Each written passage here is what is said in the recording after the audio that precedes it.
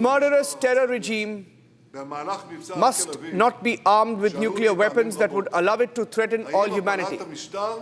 Our joint action will create the conditions for the brave Iranian people to take their fate into their own hands. The time has come for all people, all parts of the Iranian people, Persians, Kurds, Azeris, Baloch, Ashwahis, to cast off the yoke of tyranny and bring about a free and peace-loving Iran. I call on you, citizens of Israel, to heed the Home Front Command's instructions in the coming days during Operation Roar of the Lion. Israel is calling it Operation Roar of the Lion. We will be all required to show endurance and strength of spirit. Together we will stand, together we will fight, and together we will ensure the eternity of Israel. That's Benjamin Netanyahu's statement. Benjamin Netanyahu's statement. Let's go back to the news, ladies and gentlemen. That is the first statement coming in from Benjamin Netanyahu, who has asked the people of Iran to also speak out and fight back the Israeli regime. In fact, getting in a second details, Colonel Shailendra Singh, of a second barrage of missiles that have been launched from Iran. Second barrage of missiles over Iran, launched from Iran. We must understand this is not a rocket science. Iran has got very limited options. It will fire ballistic missiles for one reason, that it takes about 10 to 12 minutes to reach Israel. And the reaction time to intercept, whether from Jordan, Syria or wherever, anywhere, the limitation is of that 10 minutes. So if at all you will have an effective one, only then you can do that. Number two, 30, 40, 60, whatever is the barrage of missile. Why? Because they understand there is a very formidable air defense system working for Israel, even by the US. So overall, even if I grant, say around 90 to 95% success rate of this, because there cannot be any air defense system which can guarantee so-called 100%. So I am looking at it that even those 3 missiles out of those 30 will land in Israel, will do the damage. And why are they targeting refinery and things like that? Because there is an economic damage involved. Though otherwise the ethos and the ethics of the war says that you don't strike at the strategic economic assets of the enemy. But nowadays we are finding that the war is only about that you are all out, bent upon only destroying the economic capability of the enemy. So above all, when we are looking at it now, you will see there will be a counter strike by Israel again, and this missile business will get converted into much bigger one. There is a breaking news update coming in, so sorry to interrupt you there. I'm getting in some more breaking news right now. Hezbollah has launched missiles towards northern Israel. We were expecting that. We were expecting that. Abhishek, any more details you've been able to pick up? Abhishek, Hezbollah has also launched missiles towards northern Israel from Lebanon.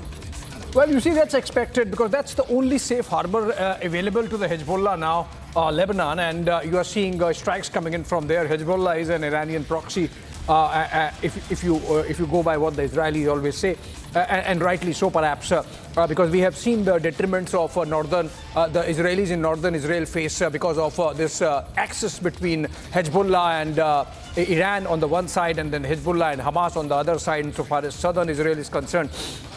So I think, yes, we are going to see these retaliatory strikes coming in. Iran would fight for whatever it can because it seems that this time the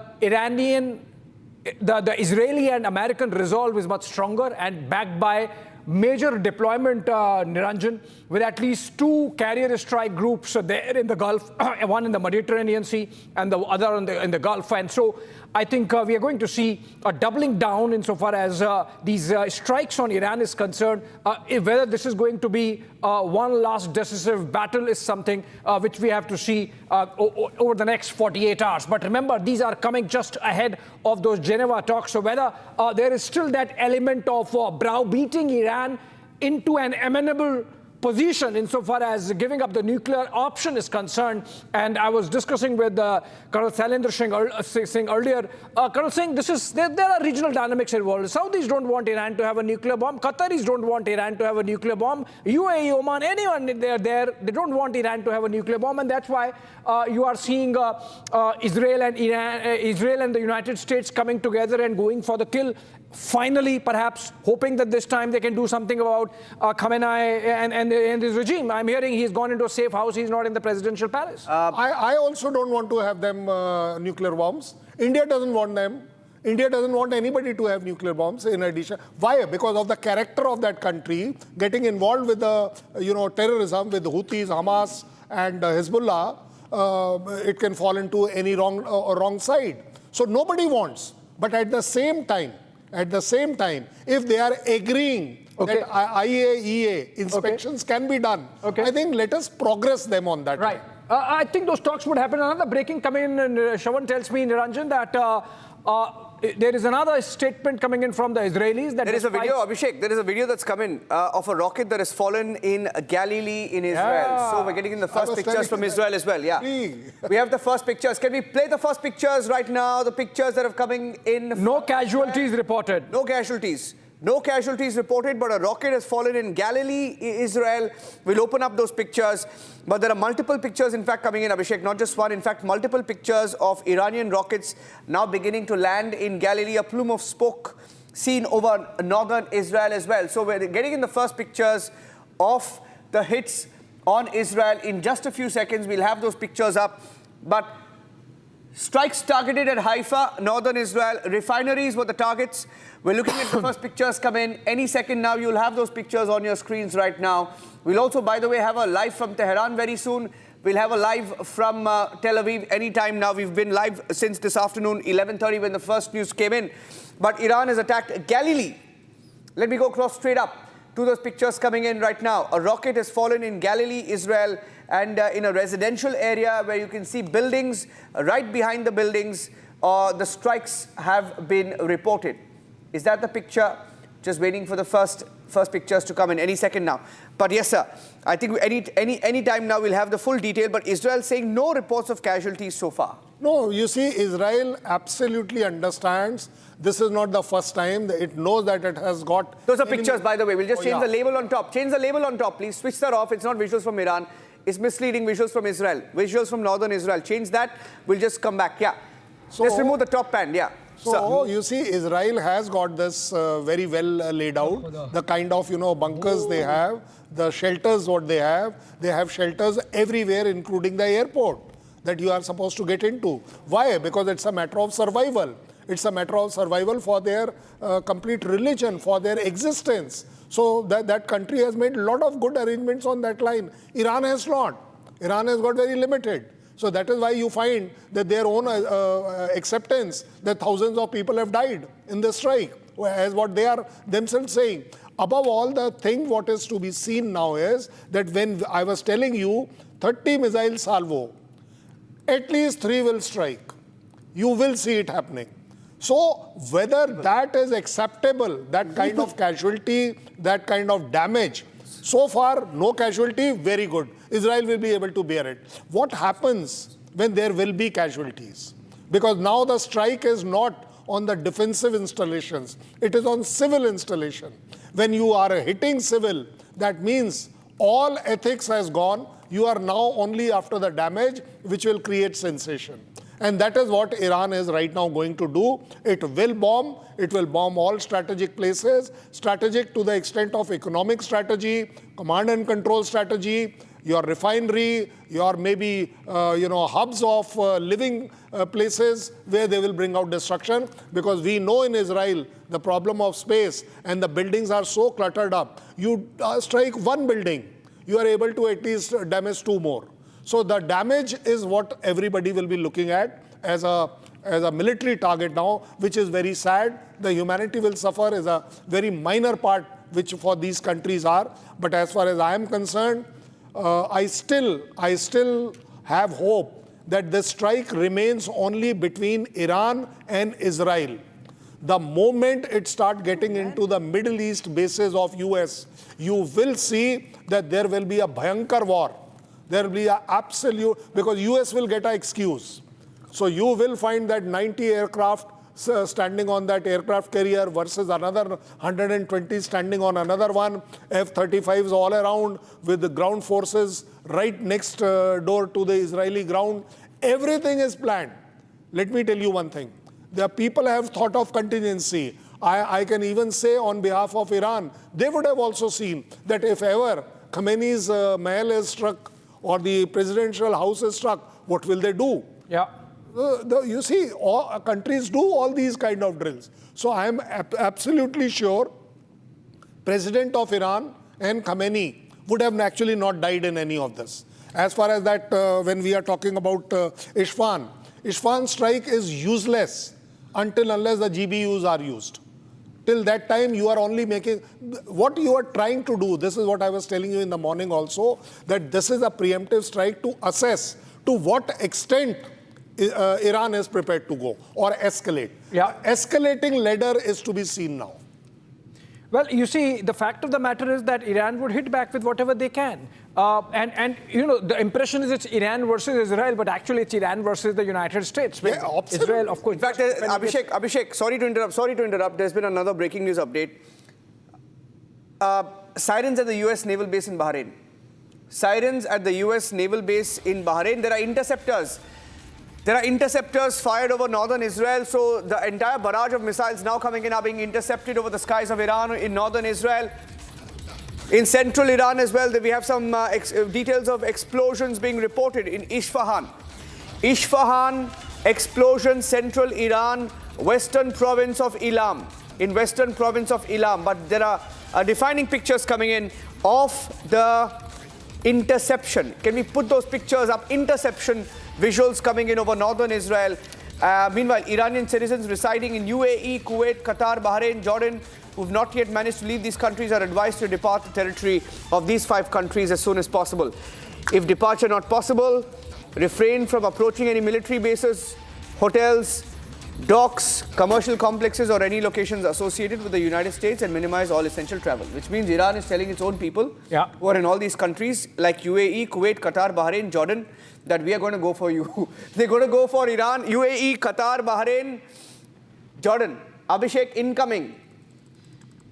Okay, look at those pictures. Interceptors. Interceptors over northern Israel. Interceptors over northern Israel.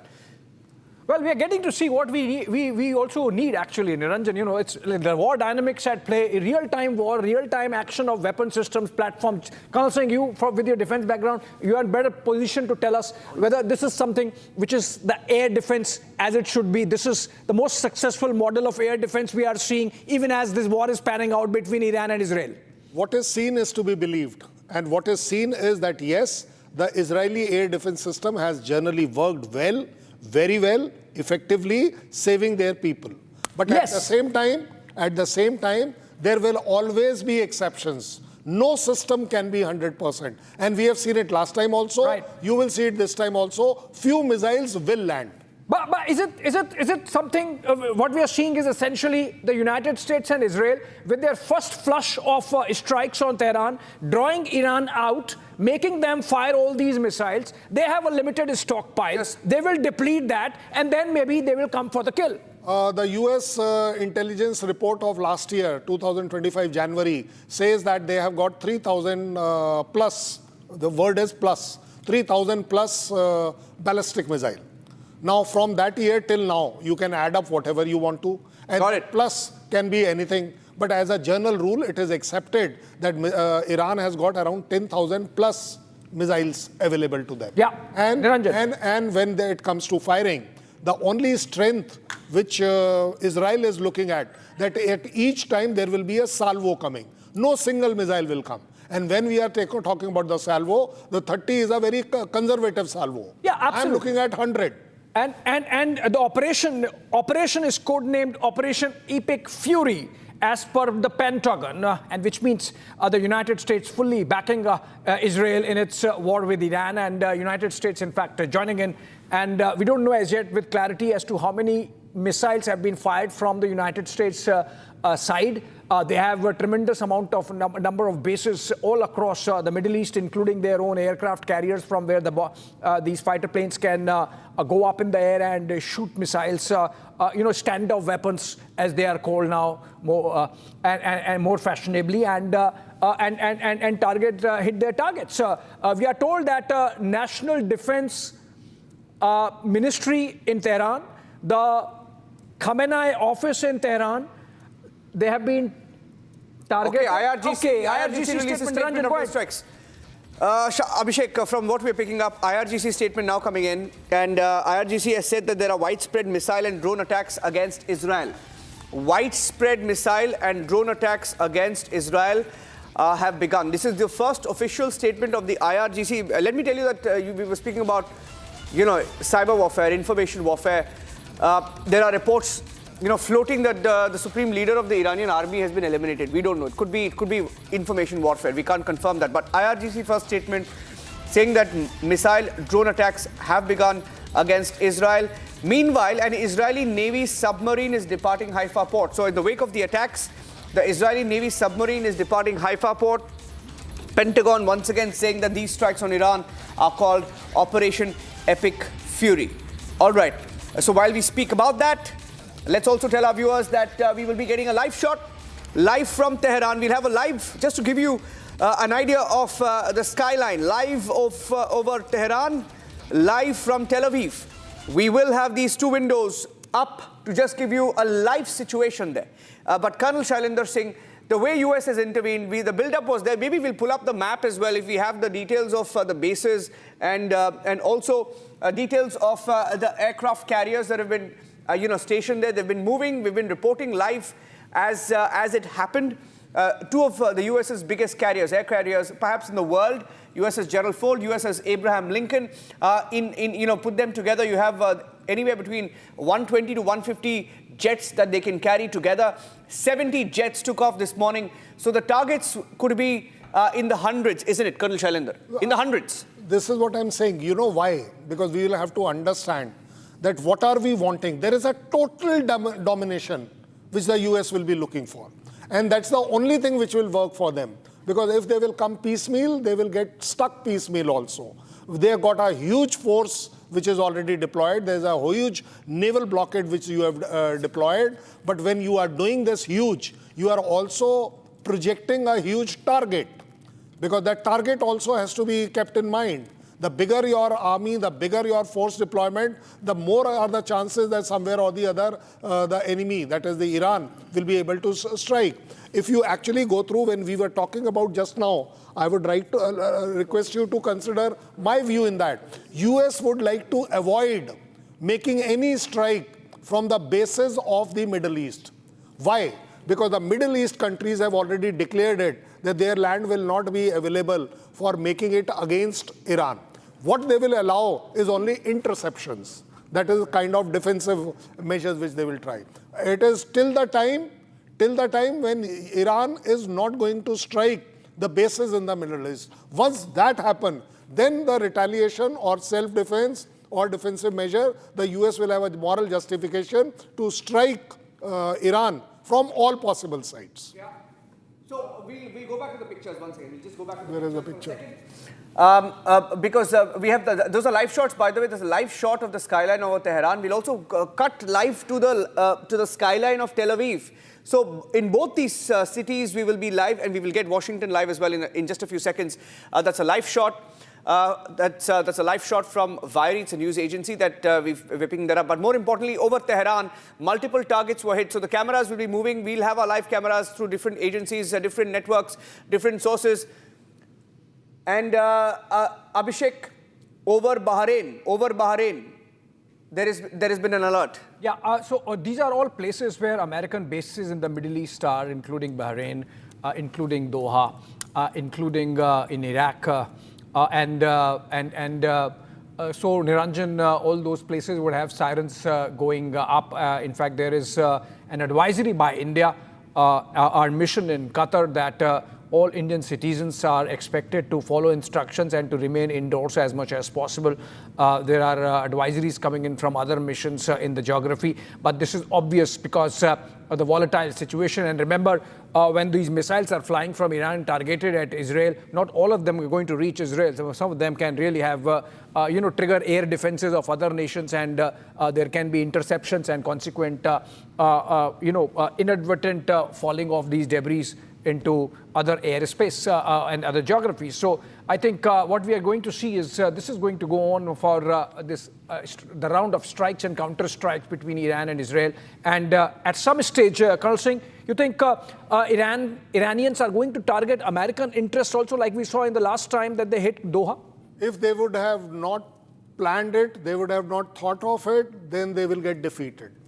The only trump card which Iran holds is that, yes, it is able to prove to the world that we have stuck a base of US at XYZ place. That is there, as far as I'm concerned, it's a lifeline for them to prove to the world, to the Muslim world, that yes, we can stand against US and we will be able to strike US. Whether it is successful or not is the second part of the story. Yeah. Most important is that Israel will suffer because it is within range. The bases are within range. That is the only way, because Iran doesn't have the capacity to reach US. So there's a new video coming in, sir. Video of the aftermath of the US and Israeli strikes in Tehran. Look at that video. I'm just going to play that video. Let's go full frame, please. Look at that. Oh my God. That's in Tehran, decimated. Rubble in Tehran. That's a shot from Tehran, ladies and gentlemen. The aftermath of the strikes, the joint US strike with Israel in Tehran. We don't know whether that's the supreme leader of Iran, Ayatollah Khamenei, his office that was hit. But we know that in Tehran, that was one of the key targets. One of the key targets for both Israel and Israel and America. They've targeted the Iranian supreme leader this morning. We were told that multiple targets were hit, including the presidential palace where Pezeshkian Khan was present, but he is reported to be safe. Ayatollah Khamenei has also responded. Ayatollah Khamenei has also spoken. We have the first statement coming in. The Iranian media claims that the third wave of Iran attack against Israel has begun. So we have back-to-back attacks being launched from Iranian soil, likewise from Israel. It could also be information warfare, but we will have to watch out. We'll just go by what they're saying. Khamenei has given the order for retaliatory strike, so he's reportedly safe. We were told he was taken to a safe house. Yeah. Abhishek, the wave of attacks are continuing. Okay, fresh advisory coming in from Indian mission in Israel. It's a very comprehensive one, Niranjan. I'm putting it out. We can put it out.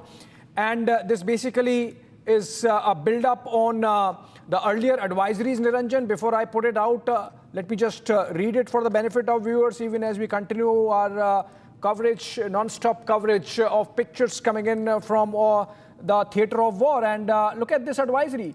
It says, in view of the prevailing security situation in the region, all Indian nationals in Israel are advised to exercise utmost caution and remain vigilant. Obviously, this is for, as I said earlier, for other geographies, other nations also so in the case of Israel, because Israel is the one that is getting targeted. All Indian nationals should remain in close proximity to designated shelters and familiarize themselves with the nearest protected spaces. And it has numbers also in case of emergency. Putting it out, Niranjan. Yes. Okay. All right. The President of Israel, Abhishek, if you want to just take that statement, President of Israel has also responded. He's already congratulated the IDF and the US military. Statement coming in from the President of Israel, Isaac Herzog, who has said he congratulates IDF, US military on the joint daring operation. Before I go across to that statement, some more breaking news coming in. Qatari Ministry of Defense has claimed that an interception was carried out in Qatar territory. Oh, big one, big one. In Qatar territory. So the war has become bigger. Yeah. The war has spread across the Middle East. Getting wider. Qatar. The conflict is getting wider. Yeah, in fact, it's wider. Just a while back, we had this statement from the Iranian side, which said that their citizens, as you read it, their citizens in Gulf countries, if they are stuck, if they have not come out, they should come out in the soonest possible time, because the Iranians believe that the conflict can widen, and the proof of that, which is that the Qataris have announced that they have intercepted a missile. Now, remember the Al Udeid air base, where earlier also we saw action in the last war, 12-day war between Iran and Israel. is the biggest air base or the biggest military base that the United States has in the Middle East. Now, if Iranians have already decided on day one to hit Al-Udi, their base, Colonel Singh, you think the Iranians are working on the strategy that you just gave out, that they have to invariably target the American military interests? You see, as I just now told you, that Iran, if does not strike a base of US, it will not earn the kind of propaganda, the kind of sympathy, the kind of standingness that yes, we can stand. Because basically we have to see that the Iranians don't have to stand in front of Israel. They have to be seen standing in front of US, because the main threat is that. And that is where the Iranians are always claiming कि हम छोड़ेंगे नहीं, we will reply, we will do the damage. And that is why you are now finding that there, and let me tell you right now, I can't even comment on it, whether that particular missile intercepted was actually targeting the Qatar air base only or not. This I can't say, because as far as I am concerned, a single missile coming that side is quite very, untactical. Yeah. I'll put it like that. They would, if at all they have to strike, they would be striking 2 to 3 to 4 countries together in salvos of 8 to 10 minimum. Nothing less than that. Because only then you will find that an odd missile will land maybe at a material or an immaterial place, but it will make a news, it will make a claim that yes, we have stuck a base. Well, yes, you see, in the extended region, what we are seeing is that war is spreading. If you have seen last couple of days, there was already a standoff shaping out between Afghanistan Abhishek, and Pakistan. breaking news, sorry to interrupt you there. Al-Udeid Air Base in Qatar under attack. Yes, exactly. That is let's put that on the screen. Let's put that on the screen. Al-Udeid Air Base in Qatar is now under attack, ladies and gentlemen. The war in the Middle East has spread. I repeat, the war in the Middle East has spread. It is no more limited to Israel. It is no more limited to Lebanon. It is no more limited to Iran. It is spreading across the Middle East. It's spread to Qatar, and it could soon, I don't know if I can say that, but it could soon be, I'm not hazarding a guess, because it's the Iranians who have said that, their citizens should move out of UAE. UAE, Qatar, and the other countries where US bases are located right now. They're asking all their people to get out of there, because they are going to come, and they say that the missiles are going to be headed towards these countries. The Al-Udeid Air Base in Qatar is now under attack. The war has spread across the Middle East. More and more targets now being bombarded by Iran as well. Sir. No, you see, this is exactly what I was, in last 1 hour, we have seen that our analysis is working out. Yes. That Iran has to attack, and it will not suffice by attacking Israel. It has to attack the bases of US. And that is what we are finding. If the Bahrain naval base sirens are going up, that means, and you know why the sirens goes up? We must know the science behind it. When there is a missile caught in the upcoming trajectory, when it is intercepted by the radar, it tells you where it will come. And that is how the sirens goes up. And that is where, Iran has sounded that. Now the Qatar has also sounded that. You will see it will spread. Because if at all Iran has to make a mark by saying that we stand against US, it has to. It has no other option. Israel is just a normal enemy as far as they are concerned. They are fighting a bigger and a new enemy in a traditional war. And that is US, and they will definitely strike the bases of US in Middle East. Okay, I have another breaking news update that I'm just going to put out for our viewers. Ladies and gentlemen, look at that. That's the conflict zone that's on your screen right now. Those are the different areas in Iran that have been struck by Israel. Those are the different cities in Iran that have been struck by Israel as we speak. That's the latest update. Ladies and gentlemen, Qatar has blocked Iranian missile. Colonel Shailendra Singh, sir, stay with us. Sir, stay with us. Stay with us. Sir, the war has just started. Stay with us. Okay, Qatar has blocked Iranian missiles heading towards US base. Qatar has blocked the Iranian missile heading towards US base using air defense systems. The US naval base in Bahrain. So the war is spread. I repeat, it is getting bigger. US naval base in Bahrain has been struck. US naval base in Bahrain has been struck by an Iranian ballistic missile. So they've gone for the US bases and they have struck the Bahrain base.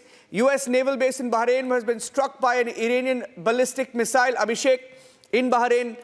The U.S. base, Qataris have intercepted it, but the base in Bahrain, we are told, has been hit. Well, yes, and that was expected, Niranjan, given the fact that if these are joint strikes by Israel and the United States, Iran has to hit back, not just at Israel, but to, on American interests or targets as well. And the United States maintains huge military presence, about 40,000 soldiers across all those bases. The Al Udeid one is, of course, the biggest. We saw action happening there last time also, with Iran declaring victory only after they targeted Al Udeid base. Though, of course, Qatar maintained that none of the missiles hit the base actually. And so this time also we are seeing interception happening. First pictures of the naval base in Bahrain. Pictures from Bahrain now. Pictures from Bahrain. The U.S. naval base in Bahrain has been hit. That's the first picture.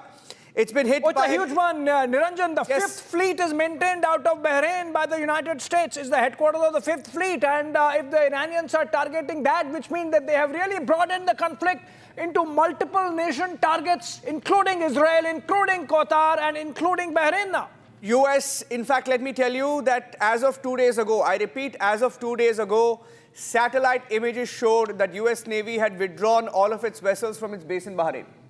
So I don't know what the Iranians hit, but this has been reported across the Middle East that US Navy had withdrawn all of its vessels from its base in Bahrain. And so the US 5th Fleet was in Bahrain. They knew they could be a target if a conflict breaks out. And this happened last year as well. The US Navy, even in June, they had moved out in 2025. They moved it out just before the conflict. US 5th Fleet in Bahrain was moved out, we are told, as of 2 days ago. But that picture from Bahrain has come in, sir. Expected. I don't know what they hit, but the base has been hit in Bahrain. If you please remember, about 15 minutes back, we were talking about the exactly same thing, that if the Bahrain naval base siren has gone up, that means there is a missile heading that way. Now we are finding that it has stuck. Now, whether the Bahrain air base has, or the naval base has got, the ships there or assets there or not, doesn't matter. What matters is that this is a base of US, and Iran is going to claim, we have hit the base. What is that? It is exactly same what happened in Qatar last time. That they stuck, no damages, no casualties, acceptable to both the sides, and things got settled. This time, it is only going to escalate. The difference is going to be that. Why? Because the US knows it. That, in fact, they will allow, they are actually going to make sure that there are 2 to 3 more strikes before they strike back. Because US would like to strike back as a decisive strike now. They are waiting, they would have planned for it. This is exactly what the US is very good at. It instigates, it leads the enemy into a trap, and then they stuck. And they strike so hard that this is what you will see will be the new battle which will be coming up from the US side. My only now, the next question is, you will see it operating in next half an hour or so. That how will US react to this now? That will be decisive. Sir, Iranian media has said that they're calling it the operation, that is, the Iranian operation is called the Promise of Truth 4. The Promise of Truth 4. Abhishek will be able to give us the context in just a few seconds. The Promise of Truth 4. And we're getting in another confirmation as Iran launches a wave of attacks, goes after multiple targets, not just in Israel, but even in Bahrain, even in Qatar. Bahrain naval base has been hit, according to the media in Bahrain. US has also used a Tomahawk missile. The US tried and tested Tomahawk missiles were used to hit targets in Tehran. So Israel, America, joint strike using Tomahawk missiles to strike Tehran this morning. That's the other breaking news update coming in. We have multiple updates. Okay, we have another picture that's coming of the Bahrain base that was hit, and Dmitry Medvedev has said that the peacekeeper is at it again. The talks with Iran were just a cover. Everyone knew it. So who has more patience to wait for the enemy's end now? The US is just 249 years old. The Persian Empire was founded over 2,500 years ago. Let's see what happens in 100 years or so. Dmitry Medvedev has issued a statement. There's a statement coming in from Russia. Abhishek, Russian leaders are also beginning to question American strike, asking if the talks were just a cover. Yeah. He's the deputy chairman of the Security Council of the Russian Federation. He's a Russian politician. He has previously served as the president of Russia. Yeah. Dmitry Medvedev is no small politician. He's questioned. I mean, he's an agent from Qatar. He's someone who takes pole positions so that, you know, he can provide cover for more reasonable dialogue with the Americans for the Russian establishment. But Medvedev there, of course, he has indulged in nuclear saber rattling, even as Putin was going to Alaska to meet Trump. So you know from where it's coming. It's he's going to be, and the Russians in general are going to be solidly standing with Iran, even if not militarily, but only in sentiments. But that's how it is. Russia's statement now coming in, and whether this is just Medvedev. Yes, this is Medvedev. And you cannot still take it as the official Kremlin position, but obviously Russian sentiment. And he's mentioning the ancient connection, ancient roots of the Persian Empire. Remember, Niranjan, this war this time comes 2 days ahead of the festival of Purim. In Jewish history, it's connected with the Persian attack on Jews. And so I think there are those connections also. But I think what we are seeing is a much more prepared United States. Now, you know what I'm also seeing, Abhishek? Abhishek, there is a video. Tomahawk missiles flying in the Iranian airspace. Abhishek, there is a big development. Let me tell you that there is a big development right now. The Iran embassy, I haven't seen this before. This is, maybe you'll be able to tell us a little bit more in context. But for the first time, I am seeing the Iranian embassy put out a video. Iranian embassy in India. This is Iran in India. Iran in India. That's the official handle, right? That's an official handle of the Iranian embassy in India. Official account of the embassy of the Islamic Republic of Iran in India has put out a video of them attacking Bahrain. I mean, this is insane what is going on. This is completely insane. The Iranian embassy has put out a video, and they have said in that video that a U.S. military base in Bahrain was targeted by Iranian missile strikes. They want to, of course, escalate this information warfare as well. Let's put that video. Look at that video, ladies and gentlemen. That's the video put out by the Iranian embassy in India. Haven't seen this before, Abhishek. This is unprecedented, the developments you're seeing. Well, absolutely, and war is mayhem, Niranjan, and even if the cameras make it look sanitized, there are going to be, casualties on the ground. There is going to be destruction on the ground, and these are going to be seen worldwide. These pictures, as in the case of Iran, these pictures seem like coming in from Tehran. We have seen earlier pictures coming in from Israel. We have seen people scurrying into bunkers. We have seen missiles flying thick and fast, the American Tomahawks and the Iranian missiles hitting back, the war widening and broadening into Bahrain and Qatar, and the counter interceptions. Some of those missiles falling into other territories like Iraq and Syria and Jordan. And this is just the beginning. First couple of hours, Niranjan. The last war between Israel and Iran was for 12 days. So you think this is going to go on for longer? Yeah, this is, Abhishek, once again, I'm repeating these details because there's no label on that. So I'm just going to say that this is the attack by Iran on a naval base in Bahrain that was hosting U.S. naval forces. U.S. naval forces. And U.S., according to some Middle East monitors, had withdrawn all vessels from its Iranian base following, I think they were prepared. They were planning this for quite some time. We'll just put a key on that. U.S.-Iranian strike on Bahrain naval base. Yeah. That is the Bahrain base. These are pictures released by the Iranians. Bahrain base. Yes. All right. These are pictures released by the Iranians of their success. Of their success. Of their success, their military. And if they have really succeeded in hitting the American naval base, that's something, Niranjan, because even if in Bahrain, this is the headquarters of the 5th Fleet of the United States Navy, and this must be heavily guarded, and yet if their missile, and look at this, they are showing the missile coming in and going in and hitting the target. These are Iranian pictures, and if they are saying that in Bahrain they have been able to successfully hit an American target, that's something, even if not a naval asset, but just the base somewhere here and there outside. If they have successfully reached this distance, then obviously the Iranians have really built some muscle. Yes, several missiles, not one or two, Abhishek, several missiles have hit Bahrain. You can hear the missiles. In fact, you can hear that sound of the missiles coming in. Sorry to be so descriptive, but you can hear that in the audio. Ladies and gentlemen, you can hear that. Of course, Niranjan, it's war.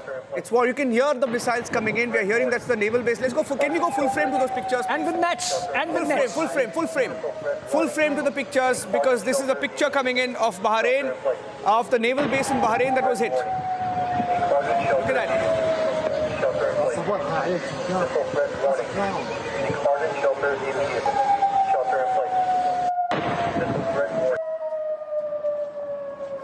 So that the text is on top is the Bahrain naval base.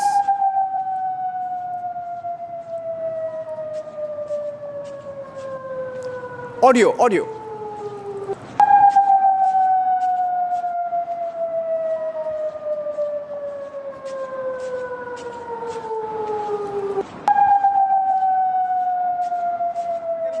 Videos coming in. Another video that has been captured right now. Look at that.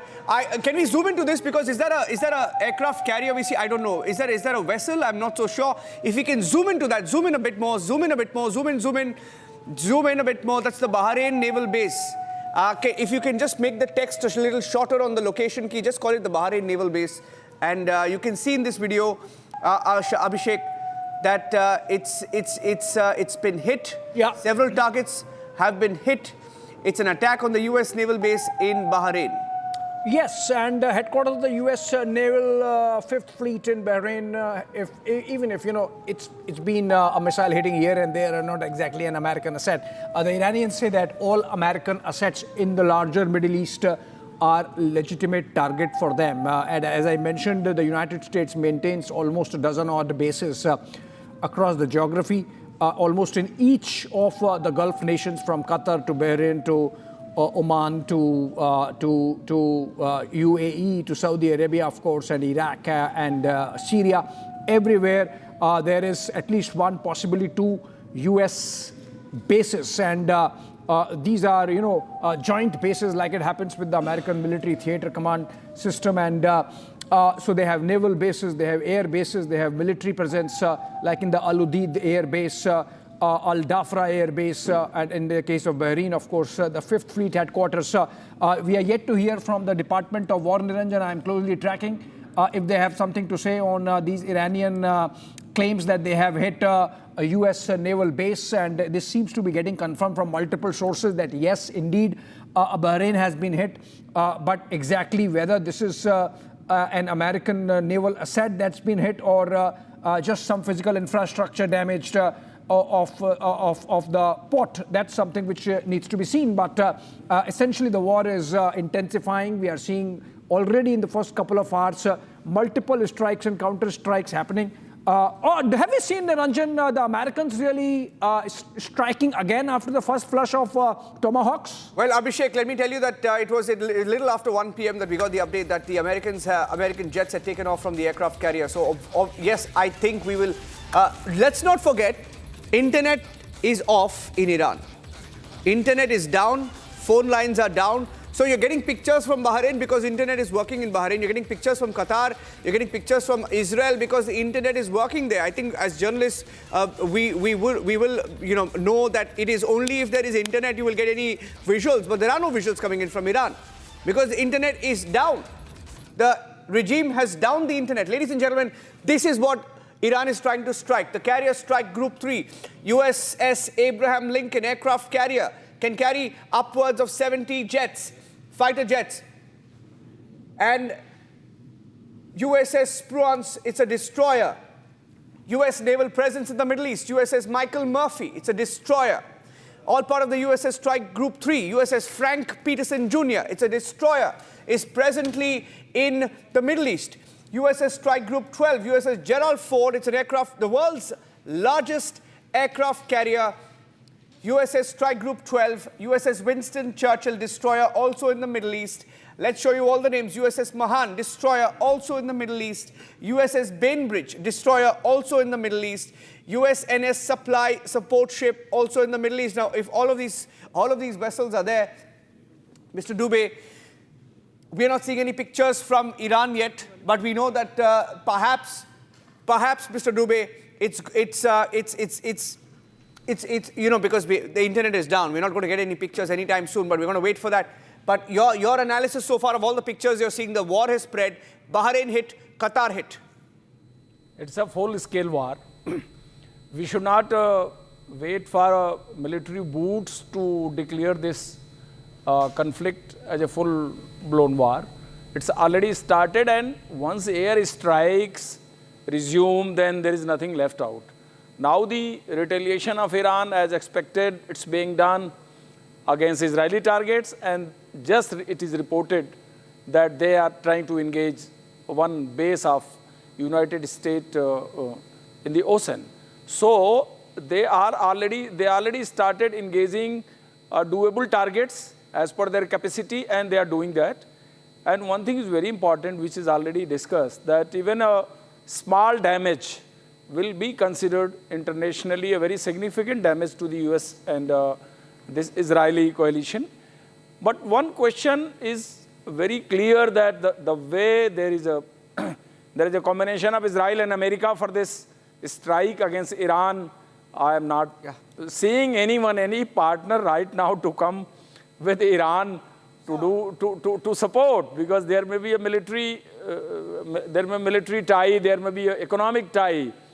But as far as fighting along with the friend, fighting along with the ally, as open as it is being done by Israel, I am not finding any. Sir, there is a big breaking news update, sir. Let me tell you that right now, as we speak, it is spread, it is blown up across the Middle East.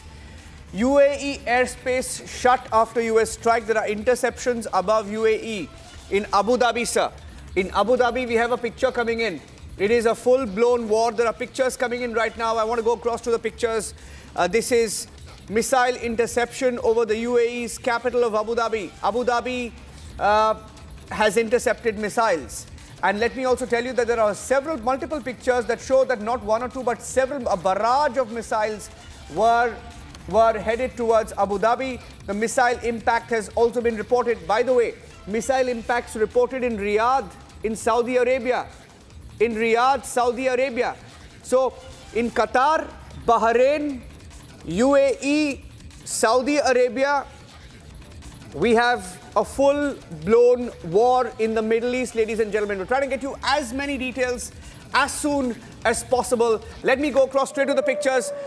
Those are pictures from Abu Dhabi. The two specks that you see there, the two specks in the sky, are interceptions. So what we will do right now, ladies and gentlemen, those are pictures from Abu Dhabi. We're going to label them. UAE has temporarily closed its airspace. UAE airspace is now shut. Israeli Air Force has said that the air defense area has detected intercepted threats, and they're asking people to just stay indoors. We have a statement also from Bahrain, and those are pictures from Abu Dhabi. Pictures from Abu Dhabi of the missile interceptions by the UAE in its airspace. And that's Bahrain is, by the way, confirming. Bahrain is confirming that the US 5th Fleet Navy headquarters have been hit. Now, whether there has been some damage, there has been just some physical infrastructure damage, or there has been some military infrastructure damage, that's something that remains to be seen. But first confirmation coming in of an American target being hit, Niranjan. This is huge, Abhishek. In fact, what we will do right now, pictures from Abu Dhabi, pictures from Bahrain, because from the Middle East right now, there are pictures coming in only from two locations, Abu Dhabi and Bahrain. Let's go straight up. Two windows, Abu Dhabi and Bahrain. The video that came in from Bahrain of the US naval base hit, the US 5th Fleet has been hit in Bahrain, and you're getting this picture from Abu Dhabi where there have been aerial interceptions of missiles. UAE has intercepted missiles of Iran. Iran has tried to bomb Abu Dhabi. Iran has tried to bomb Bahrain. Iran has tried to bomb Qatar. And interesting that even Saudi Arabia, Riyadh has been hit, we are told. Abhishek, now this is big. Well, if Riyadh has been Abu hit, Dhabi, explosions being heard from Abu Dhabi. Let's get the video on the left. Abu Dhabi and Riyadh, and which means everywhere, Bahrain, Abu Dhabi, UAE, Qatar, and Saudi Arabia and every nation, it seems, has been targeted. Niranjan, of course, not these nations, but American military interests in these nations are ultimately the target so far as Iranians are concerned. There might be some collateral damage. We don't know. We are yet to hear about that. But what is important is that the Iranians have really widened the conflict, broadened the conflict, and they are going to make sure that whatever they have or they are left with, they hit back. Mr. Dubey, you think Iranians are this time in a very difficult war because the Americans are more prepared, they have more bigger war machine in the Gulf, they have prepared longer this time, they have Syria on their side unlike last time. Everything is going good and in a very organized manner for the American-Israeli alliance. It's true that Iran is in a very difficult situation this time because preparedness is more. And there has been a very long spell of building up the military offensive in the general area. And one plus point to USA is that they have got a very strong military bases all around these countries. And all these countries are basically standing even in silence but in support of America. There is no doubt about it. So for Iran, the situation this time is a little difficult and preparedness is on a very high pedestal. Now, the second thing is from the Iran perspective, that Iran is also not caught off guard. Iran was also knowing about the consequences and the building of military offensive on their soil. So, Iran is also a little better prepared this time. Would the regime survive? Would the regime survive? I think this time USA is not going to allow the regime to survive. That is my thought process. Because this is the second time, and this time they are not going to take a chance. Because what they will tell to the world, you tell. And in the first chance, there was a nuclear enrichment, there was a threat that probably Iran is going to prepare atomic bomb, which might be used against Israel or USA. But what this time they will tell? They are, and if you see the bhashan of Donald Trump, he is connecting to the public of Iran. Yeah. That's for sake of your security, your safety. You have done enough with this regime. So he is indirectly encouraging them to come in the support of America's action, because it is Americans who are their saviors. They will take better care of the Iranian public. So they are indirectly threatening the Revolutionary Guard force also. So America is already, they have started doing their psychological warfare inside Iran, and their larger strategy is basically to throw the Khamenei regime. That is my thought process, because in second chance they are not going to leave it. That's why this is a major offensive on the soil of Iran. Yeah, absolutely. And more pictures coming in from the war zone, multiple pictures from multiple sources, both the sides, Iranians and the Israelis and the Qataris, and all claims and counterclaims, Niranjan, strikes and counter-strikes. The fog of war already there. We don't know as yet from any side if there have been casualties. All sides denying for now. There are explosions in Kuwait. I'm getting in some breaking Kuwait also, all right. Kuwait, Oman. Getting in details of Kuwait UAE, as well. Saudi Arabia, everywhere. Iraq, the airspace is shut everywhere. Because the missiles and drones are flying thick and fast, literally thick and fast. And these pictures, I believe these are of Bahrain, where the Iranians claim that they have hit a naval target, naval base that's of course the headquarters of the U.S. Fifth Fleet, and whether a military target has been hit or just the physical infrastructure of the port is something for which we are awaiting confirmation. Department of War completely silenced after having announced the operation, which is called Epic Fury. Yes. We'll maybe take a break, Abhishek. What we will do when we come back, ladies and gentlemen, we are rolling non-stop live. We've dropped everything today to be on the war. This is huge. It impacts millions of Indians, by the way, Abhishek and Mr. Dubey. Millions of Indians, millions and millions of Indians around this region. We have millions of them in Kuwait, millions of them in UAE, millions of them across the Middle East. And this is going to impact all of you. This is one of the biggest stories in the world right now, the biggest story in the world. And we are live. We will get you live from Dubai, live from Abu Dhabi, live from Bahrain in just a few minutes. Stay tuned, taking a short break. We'll be back in just a few seconds.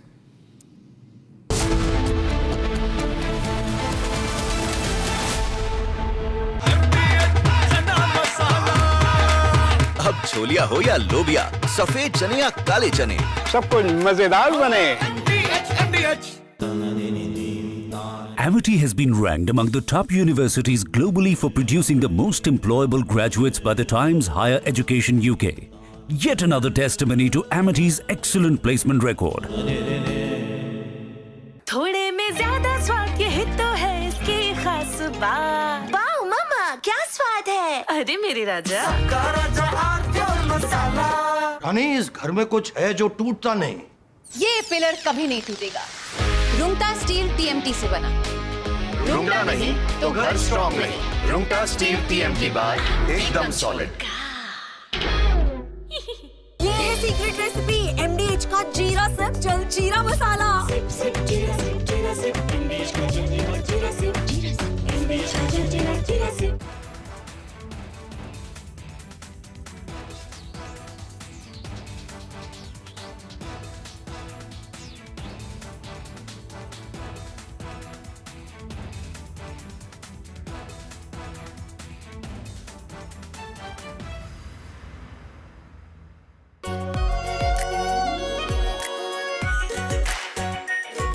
Pure Shahi Paneer Masala. Delicious, healthy, every day. Now here's the reality. It's fact, not fiction. You are sitting on a plane.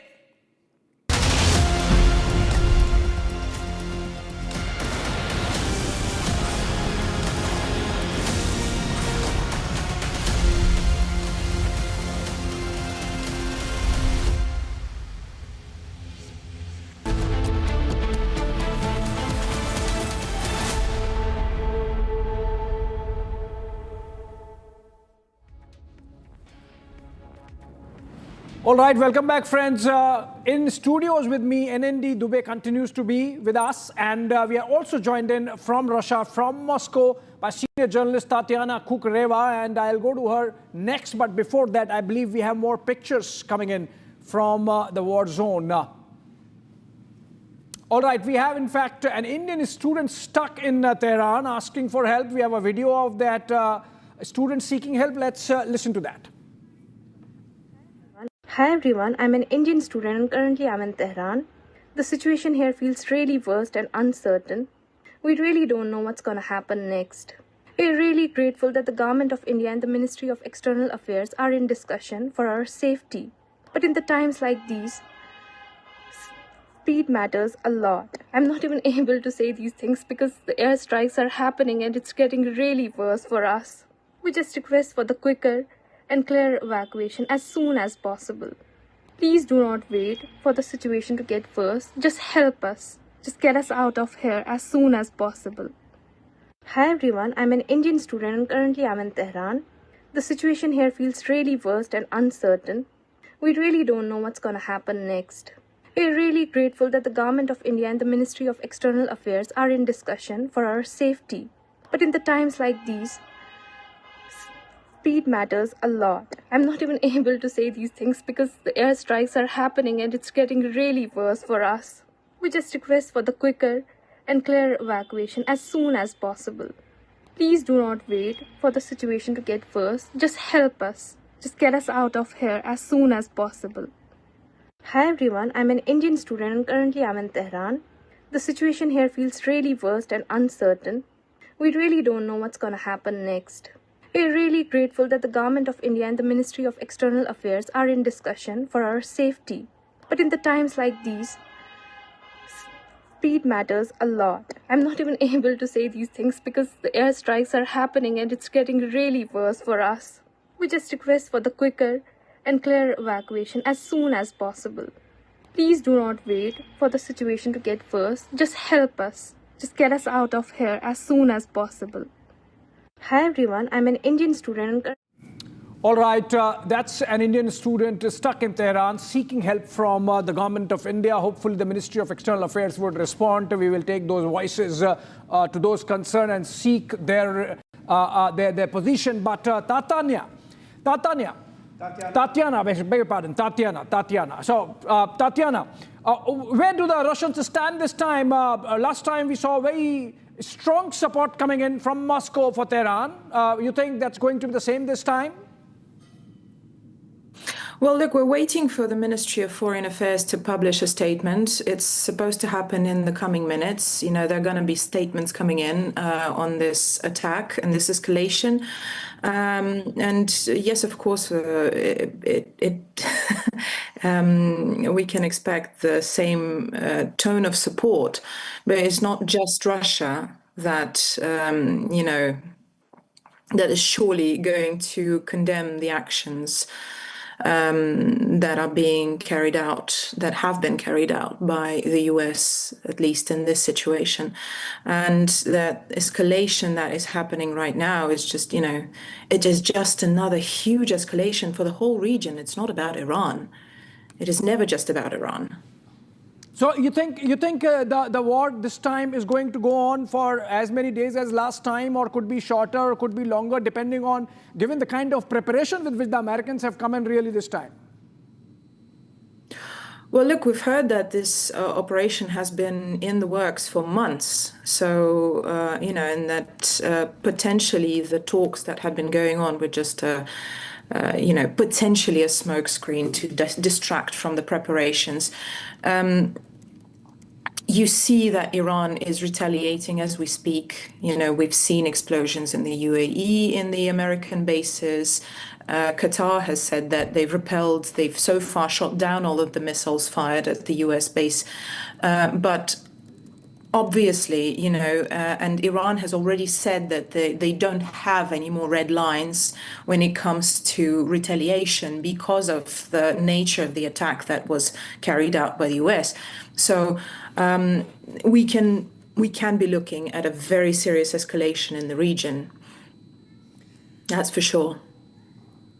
Getting a new video here, Tatiana, right now as we speak of look at that. That's an aerial visual of the Bahrain naval base. U.S. naval base that houses the 5th Fleet that has been hit. That's an aerial picture, and that's the first picture that's coming in. You interestingly had the U.S. Embassy in India tweet out a video showing their hit on the Bahrain naval base that houses the U.S. 5th Fleet. And these are retaliatory attacks, a wave of attacks that have been carried out by Iran since this morning. A ballistic missile was launched. Multiple targets have been hit across the Middle East. Bahrain, one of those targets. And let me also tell you that Iran has hit the Bahrain base. Iran has attempted to strike U.S. bases in UAE.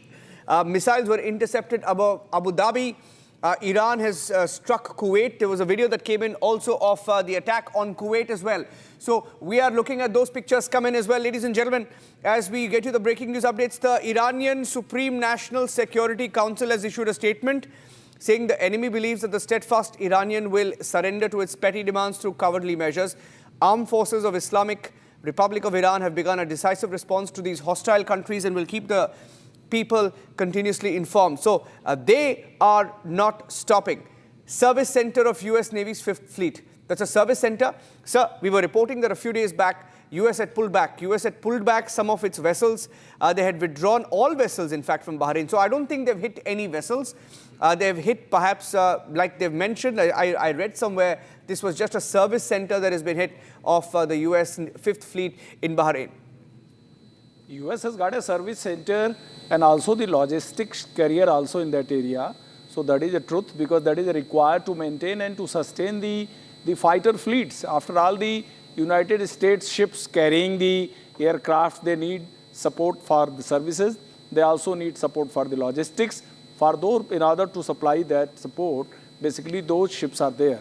But US is this time fully prepared surrounding the complete Iran from the ocean side, because this is the engagement which I presume that they have planned forever, in the sense that this is the second chance, and the second strike, second offensive launched on the Iran is not going to be a lighter one. It will be a very decisive. Whatever America wants, they have to do this time itself only. And they have got a definitely very trusted and close ally supporter, Israel, just next door. So, and both have got a very, very proven partnership. In past also, if you see, it was the Israel who took the brunt. Definitely, there has been a very close support, and that shall continue to be in the future. But in this case, this time, America has got a final bugle call this time to decide the things, because after all, they have to tell the rest of the world what is the objective of the offensive. After all, there has to be some justification to the international community also. It's not only that you keep launching attack against the Iran at your wish, and finally, what you are achieving out of that. So these are certain questions which will be definitely asked in the international community, and America is probably knowing this fact, but they must be very serious for the regime change this time inside the Iran. It will be very difficult to answer how Khamenei will be able to hold the fort strongly inside Iran. Time will tell, and we have to see the offensive for next 24 to 48 hours minimum. Yeah, my colleague Rakshita is also joining us here in the studios. Rakshita, getting in some breaking news inputs right now. The Indian mission in Qatar has issued an advisory because given Qatar has been targeted. By the way, look at the impact of that hit. That's the hit on a U.S. naval base in Bahrain. That's an Iranian missile hitting the U.S. naval base in Bahrain a few minutes back. Look at that. Natasha will be joining us live from Haifa. Natasha joining us live from Haifa. Natasha, are you there? That's in northern Israel. Yes, I'm in northern Israel right now near Haifa. What's really the situation? Just seconds ago, you could hear the siren. If you listen closely, there's probably going to be a big boom right now because we've been seeing ballistic missiles. I apologize for the noise in the background. We're in our bomb shelter. Okay. So it's not just me alone here right now, and the babies and everyone's here too. But as you can see, we're in a bomb shelter. I can actually show you what it looks like. This is the window that is closed with this material that if a missile strikes, there's not going to be any type of impact. And then you obviously have this door over here that is basically supposed to protect you in the event that there is a direct missile strike. Right now, I'm sorry that my child's crying in the back right now, but we have been in and out of these bomb shelters throughout the day. Starting at 8:15 a.m., we got our first warning that Israel was preemptively striking Iran. And since about 10:15 a.m., there have been waves of ballistic missile strikes from Iran across the country, in northern Israel, central Israel, you name it. Most reporters that you speak to, like me, are going to have issues finding a quiet place because we're all in safe rooms like this with our families, with children, you name it. But we've been seeing wave after wave. And so far, Israel typically doesn't reveal much information about where there's been actual missile impacts, but you can hear the booms outside. There was just a boom right now. You might not have heard it. And that's essentially the latest right now. Yes, if you could just tell us, Natasha, that for how long, since how long have you been hearing? How many, noises? How many bangs till now? How much of the duration of these explosions can you be hearing? Have you been hearing? So at this. Just lost the signal there. Network, understandably, with what's going on there, we'll try and reconnect with Natasha, who's from Haifa. Haifa also under attack. What we understand is the third largest city in Israel, and Haifa is also under attack. Even last year, Israel had Haifa being on target of Iranian strikes. An important port also, the oil refineries also housed in Haifa. It's of course renewed urgency to protect the facilities over there. And as we speak, Niranjan, is advisory also issued for the Indians in Qatar. We were getting some breaking news also. In fact, let me tell you that there are multiple updates coming in. There is a picture that shows, the attack we are hearing, and this is a picture that I have. Ballistic missiles were fired from Iran, intercepted by Iran. All right, Iran has confirmed. I have a breaking news update coming in right now. Iran has confirmed U.S. bases in Kuwait, UAE, Qatar, Bahrain are under attack. So this is a war that is broken out across the Middle East. Across the Middle East, Tatiana is joining us live for a Russian perspective. How does this change things for the region? I mean, Russia's taken a clear stand that while talks were on, there was no need for this sort of a strike, claiming that was just perhaps a ploy they were going to strike anyway. That's what the Russians are saying. They were going to strike anyway. There was no need for talks in the first place. But how do you think this is going to play out? In Russia, how are you looking at the developments here, Tatiana? Well, we're looking, first of all, at the developments from rather far, so that changes the perspective, of course, for us, Niranjan. But again, just as I said, this is going to be such a massive escalation across the whole region, and we're already seeing it unfold before our eyes. So I believe that we're going to hear the same thing. We've heard Donald Trump say that he's now fighting for freedom for Iranians. That the objective is probably to diminish Iran's nuclear capacity. So it's going to be the same narrative coming from the U.S., with the exception of the fact that he's going to push for that freedom narrative. In the meantime, all that these attacks do is push back any sort of stability for the region for years, because you see those attacks. Of course, when Iran is targeting an American base in the UAE, it's not targeting UAE, and still that does push any sort of stability for the region further back. Yeah. In fact, I'm just getting in some more details that there are several countries who have closed their airspace altogether. So across the Middle East, countries are closing in their airspace, and there is going to be a huge ramification. I mean, we're broadcasting from India. There's going to be a huge ramification for Indians. I just saw a statement come in from Indigo Airlines as well. Many Indian airlines are having to either cancel or reschedule their flights given the situation in the Middle East. After UAE, Qatar, Kuwait, UAE have closed their airspace. I have a statement also come in from Qatar's Interior Ministry. Qatar has just issued a statement. I'm getting in that in just a few seconds. Basically, everyone in the Middle East. Okay, the press release, I have that now. In the light of the attacks on the Islamic Republic of Iran, Ministry of Interior in Qatar confirming that the situation in the state of Qatar remains stable. They're saying it's stable, it's secure. No current indications of concern at the internal security level. Ministry clarifies that competent security authorities are monitoring developments around the clock through an integrated operational framework, blah, blah, blah, ensuring safety of citizens, residents, visitors. Ministry of Interior urging public to obtain information. And I think the operative part there is that they're saying everything is okay. Qatar saying everything is okay. In light of the attacks, they're saying situation is stable and secure. No current indications of... It appears to be a limited strike on U.S. assets and U.S. presence only, Abhishek, at this point.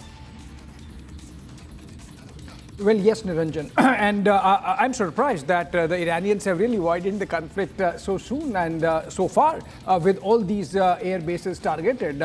U.S. bases in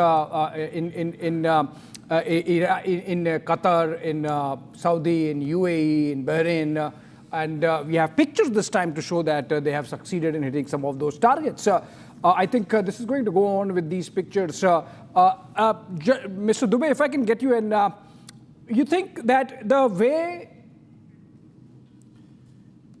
Okay, Qatar defense, sorry, the breaking news update coming there, Abhishek. We'll keep getting these, breaking news updates and interruptions there because this is a full-blown war and Qatar's defense ministry has said Patriot air defense system has intercepted Iranian missile.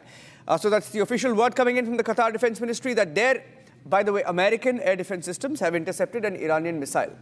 Mr. Dubey. Actually, all these countries are possessing the same AD system against Iran what USA is possessing.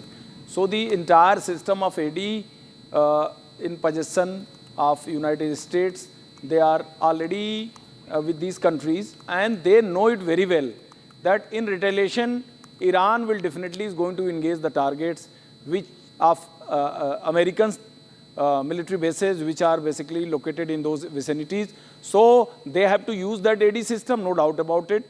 And their AD system is of a better version, that is a more layered system which they are using against Iran's missiles.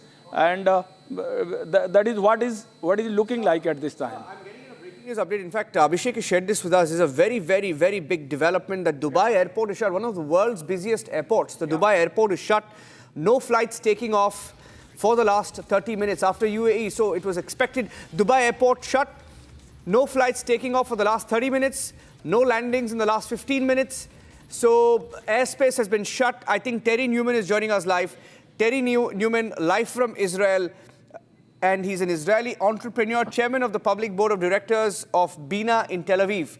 Terry, the situation is escalating very soon. And the irony is that Israel has internet, UAE has internet, Qatar has internet, Bahrain has internet, all the countries being hit by Iran have internet, and the visuals are coming out. We're not getting pictures from Iran. We don't know what's going on, but we know that the attacks have been relentless and ongoing on Iran. What are you hearing, sir, about the developments? Yes, sir. So the first thing, let's understand that the United States and Israel are attacking Iran. This is not just Israel attacking Iran. This is not an Israel-Iran war. This is a war in which the Americans have taken the lead, and Israel is working together with them. President Trump has said very clearly that he will not allow an Islamo-fascist regime to develop nuclear weapons and to have the ballistic missile ability to use those against the people of the United States. And Israel shares obviously the same opinion regarding Israeli citizens. And your good Prime Minister himself, who was in Israel last week and was obviously aware that there was a high probability of war breaking out in light of the buildup of military capabilities within this region, is obviously thinking about Indian citizens as well. So, you know, this has started. It started this morning. There are huge attacks going on as we speak inside of Iran. In terms of their top military and political leadership, large chunks of them have already been eliminated. And both the President of America and the Prime Minister of Israel have made it clear that the purpose of this is regime change. Yes. Yeah, go ahead. Good. More reports coming in. In fact, it seems like this is like proper war out there in the Middle East or West Asia, as we call it, Niranjan. There is another second round of Israeli-American strikes. It seems these seem like standoff strikes from Syrian airspace and not crossing into Iranian airspace anytime soon.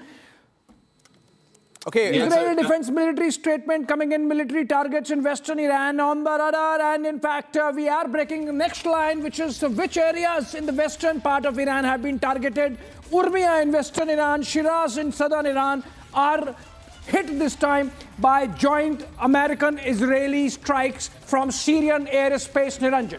Okay, getting in breaking news, Urmia, Shiraz. Abhishek has already taken those details, but we have Tatiana still live with us from Moscow. Rakshita is also live with us here in the studio. Rakshita, keep coming in and breaking news updates right now because we are getting in more details. Ladies and gentlemen, the General Civil Aviation Authority has announced temporary partial closure of the UAE airspace, confirmed from Abhishek a few minutes back that the Dubai airport is shut, one of the world's busiest airports. And as a precaution, they're calling it an exceptional precautionary measure aimed at ensuring the safety of flights and aircrews. Now, so far it appears that only American bases have been struck, American installations have been struck in the Middle East. Anything more you're picking up, Tatiana, of the targets outside of these bases in the Middle East? Well, look, Niranjan, this is obviously, as we said, and as we have been discussing, this is retaliation against the US. So yes, Iran is obviously going to hit target in Israel, just as, our previous speaker said that this is a joint action by the US and Israel. So it is going to retaliate against Israel, but all of the other responses are limited to US presence in the region, which makes perfect sense. It's not the UAE or Qatar or Bahrain attacking Iran. It is the US. In the meantime, for the attacks on Shiraz, that makes perfect sense. That's what they did last time. There's a nuclear facility there. Might I remind you that last time it actually was not harmed by the strike, that Donald Trump himself said it was, I don't quite remember the actual wording he used, but he claimed that it would have been completely destructive for the nuclear facility, and yet we saw no real impact. So obviously the US is going to focus on nuclear facilities, known nuclear facilities. And we're going to get more reports of attacks on sites that are housing them. But again, the repercussions for the regional stability, despite the fact that that Iranian response is going to be limited to US bases, is just astounding. We're looking at airports shutting down, And it's just generally, any sort of military action in the region does not bring about stability. It's just not possible. And at the same time, we need to think of the fact that historically, if we look at situations similar to that, I'm not saying that there is something remotely close, but attacks like these do not bring down hardline governments. Yeah. They don't. You think so? So again, I don't believe that an attack like that can bring down a strong and hardline government. It is just, again, historically, it is statistically very improbable. At the same time, we are looking at a procrastinated regional instability that is going to last this time. That is for sure. Because, I don't know any government that wouldn't want to show strength in response. And sure, I mean, that bit is already visible, Tatiana, because the Iranians have really widened the conflict early on. Last time they waited for 5-6 days before, in fact, towards the fag end of the 12-day war when they targeted American base in Qatar. This time they have done on day one. But I have a question which you would love to answer, Tatiana, which is that I'm seeing a lot of posts being reposted from 2011 and 12 when the then, not nobody, but nobody in American politics, Trump would target Obama and say, Obama would start a war with Iran to win next term. And now it seems that President Trump is getting into a war ahead of midterm elections in the United States, where it seems that the mega Republicans are facing some headwinds. So there is domestic political element also involved insofar as the United States' role in the conflict is concerned. There is always a domestic element involved. Let's make this very clear. It's always as much about domestic politics, specifically when it comes to interventions like these. Look at the language he's using. He is obviously again speaking to domestic viewers, and you said that it was the Kuwaiti, that the embassy, I beg your pardon, that shared the pictures of impact on the base of the Fifth Fleet. That makes sense because that at home, that creates a certain sentiment, that look, they are hitting our bases. Even if all US military personnel had retracted from the base, it still creates a narrative, and it creates a strong narrative. Look, Iran is the aggressor. So, of course, it influences votes. Of course, it influences domestic politics. It creates an image of a strong power that is saber-rattling across the whole of the Middle East. And I'm sorry to say that at this time, it's probably mainly Israel that's going to bear the brunt of this escalation because they're closer. And those rockets, those are not rockets from Gaza. Yeah. Iranian missiles are, much more capable. Okay. Before I go across to Rakshita is going across to Terry Newman, but we're getting in pictures right now of the war room in Israel. The IDF war room, first picture of the Israeli war room, the IDF, and some faces of the commanders cover. They're obviously for operational reasons. In accordance with this is a statement that has come in from the IDF. The IDF is reinforcing forces across all sectors. The Israeli Defense Forces saying that the Operations Directorate has begun a large-scale reinforcement of ground forces across all sectors and regional commands, as well as reinforcement deployment of special forces as part of the strengthening readiness for various offensive and defensive scenarios. Significant reinforcements carried out in the Air Force and Navy, alongside the bolstering of all firepower arrays. IDF continues to conduct ongoing situational assessments. Any attempt to harm the state of Israel will be met with strength. Okay, that's a statement that came in. Rakshita. Yes, this is the first pictures we are getting on Republic TV from inside the Israel war room. And Terry is joining us from Tel Aviv, continues to be with us. Terry, just what Tatiana was saying, that she does not believe that it could bring down a hardliner regime. While Trump continues to talk about the regime, Trump tries to talk about what has been happening in Iran for decades. But center of it all is the nuclear program. You feel that there's going to be more of the targets that will be achieved, or there will be also, of course, the losses to Israel because, again, carrying forward from what Adnan has said, that Israel is close as going to bear the brunt. You agree to that? Okay, these are pictures from Syria where you can see the missiles. Just before I go across to Terry, sorry, the pictures just came in. I'll make a reference and then you can go in, we can go to Terry. These are videos that came in of the missiles and jets over Syria. Look at that. You can see the missiles on your screen as spotted from Syria. You can see them. And all right. There are also reports coming in of explosions in Saudi. We will get a confirmation of that. Those are pictures that came in from Syria as well. Terry, to the question that Rakshit asked. My family are sitting in the bomb shelter, but I mean, your previous colleague from Moscow, who was relating to what's going on, I think one of the fascinating and important things to know is that Russia, that has been working with the Iranians over the last year to rebuild their armed forces, where are they? The Chinese, who've been the main buyers of Iranian oil and who've been keeping the regime afloat, where are they? You know, this is a message which President Trump is sending not just to the Iranian people and to what you call West Asia, but it's actually sending it across to the Chinese and to the Russians that, you know, if we see dangerous countries, we will act. And in terms of the domestic implications in the US, if anything, this is very dangerous for Donald Trump domestically. He hasn't taken the effort really to explain to the American people the importance of attacking the Ayatollah regime. We in the region understand the dangers, but the average American does not. He is taking a huge risk before the midterms in the United States.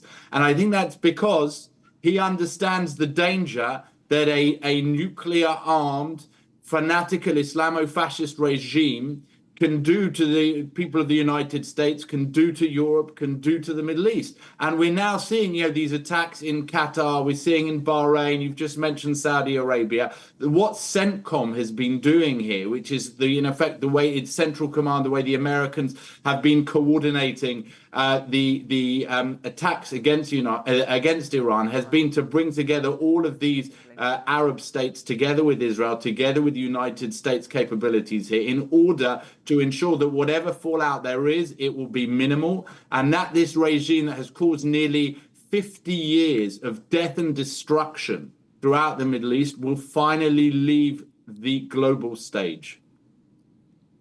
Yes. All right. Niranjan, do we have a video? Yeah, there are new pictures coming in fact. This is from Abu Dhabi. Okay, these are pictures from Abu Dhabi, we are told. No, this could be from Bahrain. I'm not sure it's Abu Dhabi. Some missiles. Abu Dhabi. Okay. It could be Abu Dhabi, yeah. We'll just double check that. Abu Dhabi, that's a launch of the interceptors from the Patriot system. Launch of the interceptors from the Patriot system of Abu Dhabi. Abhishek, if you can speak over the pictures. Yeah, maybe I stayed there somewhere, Niranjan. Seems like same pictures. But, you know, coming to, I was going through the statement of U.S. President Donald Trump, and so I've sort of broken it down, even as we stay with the pictures of an interceptor missile doing its job. Seems like Abu Dhabi, yes, seems like Abu Dhabi and the marina, and that's where the action seems to be. And an Iranian missile, an Iranian missile has been intercepted, and that spot there up in the sky, that flash, yes, this one, yes, that's where the interception takes place. But Terry, you know, I was going through the U.S. President's statement, and I'm sort of breaking it down into a few points so that viewers have an idea of what's really happening on the ground. Trump began by saying that it's a major combat operation launched. That's number one. Then he said Iran must not or will not have nuclear weapons. That's point number two.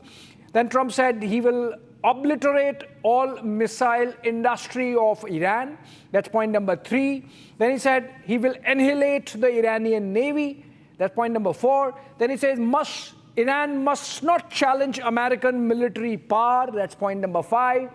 And finally, point number six, he says IRGC will face certain death while he gives immunity to those who turned themselves in.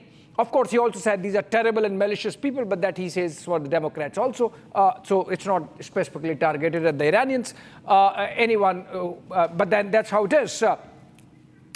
Okay, more pictures coming in this time from Iran. So both sides, these are pictures of this is an IRGC okay, this base. is an IRGC base hit in Iran. This is an IRGC base hit by American Tomahawks in Iran a while back. And remember, a counter-retaliatory strike has already taken place with the United States-Israeli joint forces launching airstrikes from Syrian airspace. Terry, you think this is still not a war where there is a dogfight happening? There are face-to-face missiles hitting each other. This is still, one side takes one go and the other side waits and analyzes the damage and counter strikes a proportionate and direct response, a proportionate and indirect response. So this is still a war in very initial stages. Fight in the sense that the Iranian Air Force is comprised of aeroplanes from the 1970s, right? And so there's not going to be a dogfight in that respect. In terms of missiles, the Iranian missile defense system has been obliterated over the last 2 years, and what the Russians have tried to patch up has proven again to be not capable of standing up to American and Israeli capabilities. On the defensive side, America has brought huge capabilities to protect Kuwait, Bahrain, Abu Dhabi, Israel, Saudi Arabia, and we've seen that being built up over the last month and a half. And Israel obviously has its own three-layered defense system, which your Prime Minister was here looking at and inspecting, in fact, only last week. So I don't see a dogfight in this respect. The issue is how fast the regime change will happen. Who will come in place of the current regime? Will we see something similar to Venezuela, in which one of the deputies will come in and take over together with the street, or will we see something that is more prolonged? I remind you that the Iranian regime is a messianic, fanatical regime rather than just a socialist dictatorship as in Venezuela. And also we need to see what the Chinese and Russians are going to do. This is not just, in that respect, this is not just an attack on Iran. This is also testing what the Chinese and Russians are capable of doing. And it fits in again into the whole IMEC, which your Prime Minister was talking about again. In order for this IMEC, the Indian, Middle Eastern, European Economic Corridor to happen, the Iranian threat to it has to be removed. A normalization between Saudi and Israel has to happen. Donald Trump is expected to address his country in a few minutes. One person killed in Abu Dhabi, a second time. One person has been killed in Abu Dhabi, by the way, killed during the interception. UAE intercepted an Iranian missile, perhaps Patriots were fired, and in that interception, one person has died. This is a confirmation coming in from the media in UAE that one life has been lost. That's, by the way, the first official word we've had on any life that has been lost. We heard from the Iranian media that thousands have died in Iran or injured. We are waiting for details to come in. And let me also tell you that as of this minute, Israeli media confirming that the strikes this morning have achieved high success in targeting Iranian's president and senior commander. So we don't know the state of the Iranian president. Iranian media claims strikes have achieved high success in targeting Iran's president and senior commanders. Iran agreed in advance with the Iraqi militias that the militias would join the war and focus on attacking American forces and assets in northern Iraq and Jordan. According to reports, Israel also tried to assassinate Khamenei and president of Iran. That was known because the leader, Khamenei's house, was also targeted. Any other update you're getting in? I think we have a guest joining us live as well, Abhishek, Rakshita. Right, we have Sarah Claire, who's joining us. She's a foreign policy expert, and she's joining us from Los Angeles. Thank you so much, ma'am, joining us. And how do you see the situation that is unfolding, minute-by-minute developments coming in, and there's strikes and counter-strikes, and the whole is spilled across West Asia now, ma'am? Right. Well, I would say that, first of all, the United States came in very strongly on this attack. And obviously, as was mentioned, this has been planned, the buildup for weeks. So I expect it to be very well planned out in terms of safety. And we also have to remember that the Iranian regime is very weak from the 12-day war. back in June. And so they're low on missiles. Their air defenses are, as we can see, they're not, very helpful at this moment. So I think that right now we're seeing the first wave of this, and it's being executed according to the plans, the U.S. plans. And as you also mentioned, we're seeing the beginnings of the Iranian retaliation. So we'll need to keep watching that. But so far, everything that the U.S. has done looks like it's going according to plan. President Trump is going to address the nation again, in addition to the video, what has been released already. What do we expect from here? Well, in his first address, he really went into why are we doing this and the existential threat that Iran poses. And so in his second address, I expect to hear he probably has an update to share about, where we're standing with the operation. And I also, he wanted to emphasize in that first address why is the U.S. involved in this, and so he didn't really talk too much about Israel's part. So I also expect we'll probably hear him mentioning that and how they're involved. Right. Yes, Abhishek, there are more, I think, updates that are coming in right now. There are, of course, President Trump is expected to address the nation. Israeli media reports suggesting that the strikes have achieved high success. Now, what is really known as high success? We will, of course, have to wait and watch what Israel means as per the media reports. High success has been achieved in targeting Iran's president and senior commanders, with the Khamenei being on target, the Iranian president also being on target as per reports, Abhishek. Well, yes, that's the ultimate objective. If the Americans and the Israelis can really get Khamenei or Pezeshkian, why not? Khamenei, actually, not as much as Pezeshkian. But Tatiana, you continue to be with us. So my question to you is, this time, okay, I'm coming to you in just in a bit, Tatiana. We have a breaking coming in from Germany. Okay, yes. Germany is monitoring the situation closely. They would rather, of course. Israel has informed Germany about the strikes, as the German government spokesperson is telling. And the German chancellor has also said that Germany is monitoring the development closely. So this is the latest breaking news we have right now. And of course, we are getting in reactions from across the globe now, as everybody has their eyes on the Middle East, what's happening from Germany to, in fact, if you just quote more reports from Israel, the media reports saying that Israel tried to assassinate Khamenei and the president of Iran. Iran agreed in advance with the Iraqi militias that the militias would join the war and focus on attacking American forces and assets in northern Iraq and Jordan. So minute-by-minute updates coming in on Republic TV. In fact, Iran's Ministry of Foreign Affairs says there has been a phone conversation between Araghchi and the Iraqi foreign minister. So both the foreign ministers of the country, Iran and Iraq, discussing on phone the situation, and Iraqi counterpart telling Araghchi that Tehran will continue to defend itself. And they discussed them.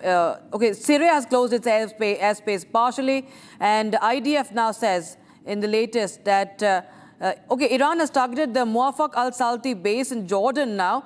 This is the latest update we are getting in. Multiple videos on your screens right now. Video number 7, 8, 9 from across regions in West Asia. This is not just in Iran. This is not just in Israel. We're showing you what's happening across West Asia. Iran National Security Council says that the enemy, I quote it, the enemy thinks that the innocent nation of Iran will surrender to their despicable demands with these cowardly actions, says Iranian National Security Council. And in fact, Bahrain and UAE have protested against Iranian strikes, saying Bahrain, in fact, goes on to say that they reserve the right to defend territorial sovereignty. So yes, there could be counter-reaction also, Abhishek, coming in from the... More information coming in, Rakshita. This is the Iranian National Security Council. They have released a statement saying they will not surrender. So tremendous amount of posturing and saber rattling happening. Tatiana, I'm coming to you next. My question is, if the Iranians have hit Jordan, there are missiles falling in Jordan, Kuwait, UAE, Bahrain, Qatar, they are not happy. Isn't Iran building more enemy relationships in the Gulf with this war? Isn't it earning more animosity in the region for itself? Well, absolutely not, because they're not just, look, it's not about dropping bombs on the countries that you listed. This is about specifically targeting US forces in the region. And those countries know that. But let me ask you this, we've heard from both my colleagues on this panel, let's call it this, that, Iran has severely been weakened by the previous strikes by the US and Israel. Does this, all of the videos on your screens, look like a severely weakened Iran? Does this look like a country that cannot defend itself? And I would specifically like to put in question something that Terry said. We're talking about the fact that Iran is a threat to Saudi-Israeli normalization. What is happening right now is a significant threat for any type of normalization between Israel and Saudi. Look, we've seen talks on normalization move very slowly for a very specific reason, fear of domestic misunderstanding, because there is always the Palestinian issue that needs to be resolved for any type of normalization between the Saudi and Israel. Now Israel is again waging war with a Muslim country that Saudi had normalized ties with. Yeah. This does not please go ahead. in any way help normalization in the region. Yet again, despite the fact that, and I do understand how much, governments will rattle sabers in Israel, back home in the US, those interventions, they do create a spike of support for the government because they're standing up for all things right. But we sitting at a distance, we need to see things a little bit more clearly. You were talking about the imponderables, Tatiana, as I understand, and there is already fog of war. So while on the one hand we have Reuters agency saying that several senior figures in the Iranian Revolutionary Guard Corps, or IRGC as it is called, have been eliminated, as also many in the political leadership. From the Iranian side, you keep hearing that the Supreme Leader Khamenei is safe, Pezeshkian, the president, is safe, Foreign Minister Arakchi is safe. So you think that the Americans and the Israelis could have... let me take this to Terry. Terry, are you still not targeting the bullseye? You are not hitting the Supreme Leader. You are still looking at other second or third rung leadership in the IRGC, which gives an impression that maybe you are still looking for a bargain. The Americans are looking for a bargain. The President Trump and Prime Minister Netanyahu have been very clear about the target and purpose of this operation. It is very clearly regime change. I remind you, this same regime killed somewhere or murdered between 30 and 80,000 innocent Iranian protesters only a month and a half ago. We don't know how many it was because the internet was shut down, and you'll probably notice that again now the internet has been shut down again in Iran. By contrast, the internet is working in Israel, it's working in Abu Dhabi, it's working in Saudi, it's working in Bahrain. So very difficult to understand, what is going on, but the purpose is very clear. The purpose is to take down the Iranian regime. They have tried, they have had negotiations. We know that, these 400 kilograms of enriched uranium were hidden. They have refused to, hand them over. We know that they're building these missile stocks again. So there we've been left with no choice. Yeah. Right. In fact, stay on with us. We have some breaking news coming in right now. And Australia is reacting to this situation. In fact, the Australian Prime Minister has backed the United States' efforts to stop Iran from getting nuclear weapons. That's what they call it. Australian Prime Minister says, and I quote, "It has been long been recognized that Iran's nuclear program is a threat to global peace and security. International community has been clear that the Iranian regime can never be allowed to develop a nuclear weapon."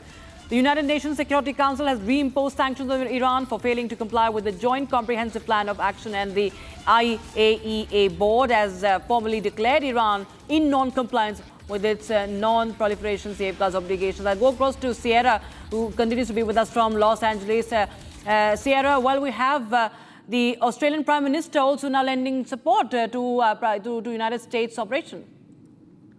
That doesn't surprise me. I think there's a lot of countries that have been quietly or, even privately expressing to the U.S. and Israel that they support these actions. And, after we saw the protests earlier this year and we heard the Iranian regime talking about their missile program, which threatens, Europe. There were some reports that it could reach all the way to the eastern side of the United States. So there's a lot of countries that were on alert, that were aware that this threat was growing, and whether they wanted to admit it publicly or not, they support the U.S. stepping in and doing, something that's not only good for U.S. interests, but good for the world. But my question to you, Ms. Claire, is that are the Americans looking for a bargain? I was asking this to Terry. I should be asking this to you because you are still not going after Khamenei for all the kind of posturing that's happening. You are still looking at third rung, fourth rung targets. You are still not going after Khamenei. So is this just posturing and bargaining going on so that maybe, there are some takeaways and then the hostilities can be pulled back? Trump was very clear in his first address, and he talked about the objectives of this mission. Number one issue for the U.S. is the nuclear issue, and I do believe that the failure on the negotiations from the Iranian side is what instigated this attack. Then let me ask you, why you did not wait for the Geneva talks to happen? Issues. Yes? Yeah, he also mentioned the terror proxies groups. He also mentioned the missile program. So there are several objectives related to this operation, and the Israeli objectives may overlap, but they may also be different. Yeah. And so the U.S. and Israel are working together on the shared objectives that they have, which is number one, the nuclear program and the terror proxies. Ms. Claire, I'm coming back to you just in a bit. We have got fresh pictures of released by the IDF. This is IAF, not the Indian Air Force, but Israeli Air Force. And they have released pictures of preparations just ahead of this. It's called IAF, it's okay. It's called IAF, but we have to clarify for the viewers that this is Israeli Air Force. You can look at the pictures and understand that this is just pre-ops pictures that have been released. These are American pictures, I believe, from a carrier strike group, not Israeli. Or is it Israeli? I mean, these ones must be American aircrafts, F-22 Raptors, perhaps flying off a U.S. carrier.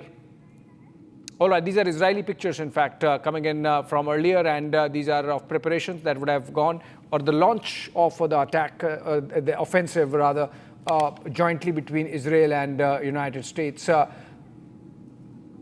Okay, more breakings, Rakshita? Yes. The Iranian Foreign Ministry has called on the UNSC Security Council to hold an urgent meeting and take action to stop the aggression. So that's another response from Tehran now, seeking the UN Security Council to hold an urgent meeting and take action to stop this aggression, to stop what's happening right now. Meanwhile, the UAE has also issued a statement saying that it has successfully intercepted several Iranian missiles targeting the country that we've just seen a video of, and one person has been killed in Abu Dhabi amidst the interception also.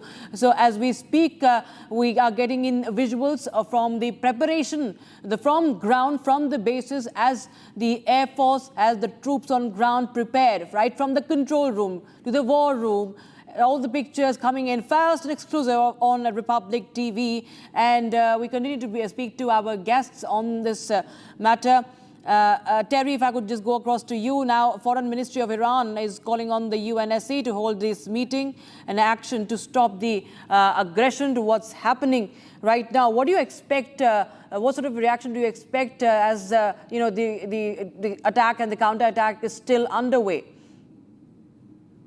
I assume that the Russians and the Chinese will criticize the United States for this aggression, but You know the way the UNSC works, that there are 5 permanent members who have vetoes, so the Americans will block that. But let's just take one further look at slightly broader picture. North Korea now has a nuclear weapon. In fact, it has multiple nuclear weapons, and therefore nobody can stop the current president of North Korea from doing whatever he wants. I think that most countries in the world, in fact, almost every country in the world, would have preferred the Americans to have stopped Kim Jong-un before he got nuclear weapons. And this is exactly what's happening now. We are stopping Iran before they get those nuclear weapons. So if any country in the United Nations Security Council comes out and criticizes the United States and what they're doing, or Israel and what they're doing, they should remember that if we don't stop it now, we will see a North Korea on steroids. It's bad enough that we have one rogue actor in the world that has nuclear weapons. We cannot allow that to become 2. All right. Okay, we have to slip into a short break on that note, coming back with our rolling coverage of all the action in Middle East with Israel and United States launching their offensive against Iran. Iran hitting back with counter-strikes all across the region. The 4 of 5 nations hit, and they are now responding diplomatically first, possibly militarily later. We're going to come back to that just after a short break.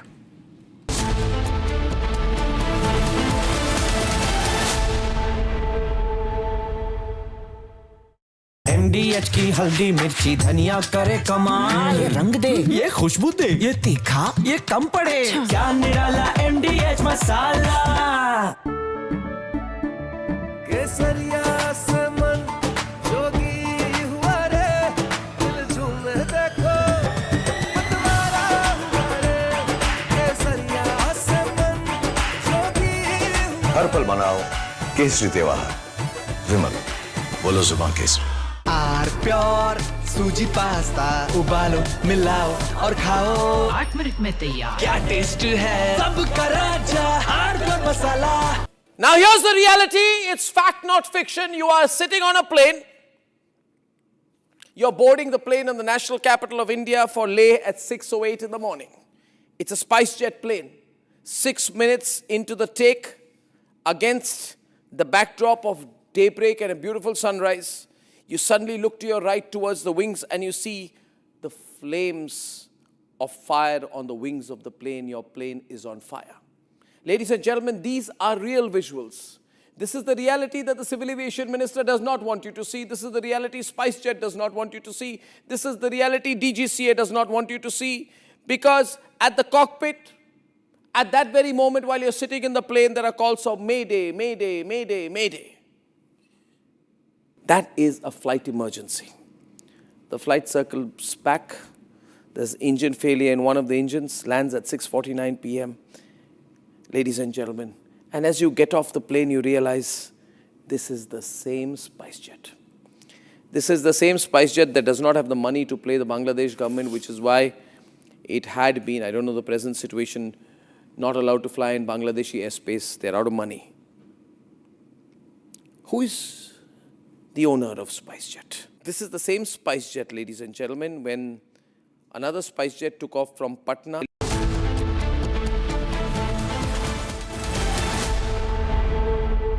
थोड़े में ज्यादा स्वाद यही तो है इसकी खास बात। वाओ मामा, क्या स्वाद है? अरे मेरे राजा, Amity has been ranked among the top universities globally for producing the most employable graduates by the Times Higher Education UK. Yet another testimony to Amity's excellent placement record. दादी के हाथों का जादू और खुशबू से महकता घर, माँ की मुस्कुराहट और खाने की सुगंध। MDH गरम मसाला, क्योंकि हर रिश्ता है स्वाद से जुड़ा। हनी, इस घर में कुछ है जो टूटता नहीं। ये पिलर कभी नहीं टूटेगा। रुंगटा स्टील TMT से बना। रुंगटा नहीं तो घर स्ट्रॉन्ग नहीं। रुंगटा स्टील TMT बार एकदम solid.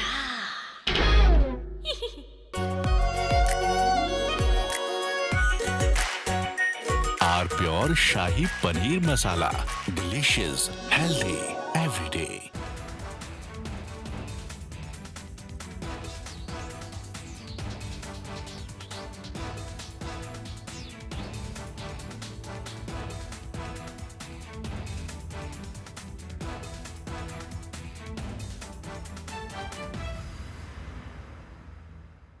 Now here's the reality. It's fact, not fiction. You are sitting on a plane.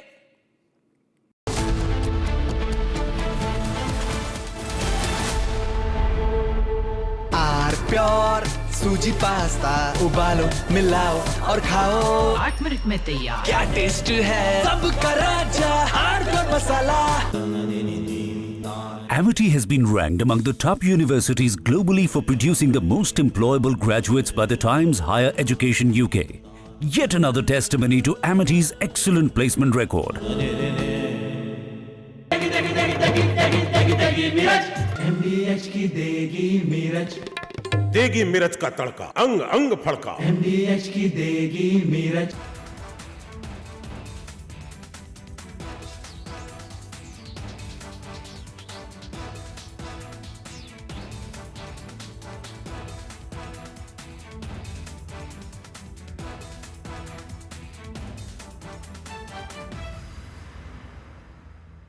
थोड़े में ज्यादा स्वाद यही तो है इसकी खास बात। वाओ मामा क्या स्वाद है अरे मेरे राजा Now here's the reality. It's fact, not fiction. You are sitting on a plane. You're boarding the plane in the national capital of India for Leh at 6:08 in the morning. It's a SpiceJet plane. 6 minutes into the take, against the backdrop of daybreak and a beautiful sunrise, you suddenly look to your right towards the wings and you see the flames of fire on.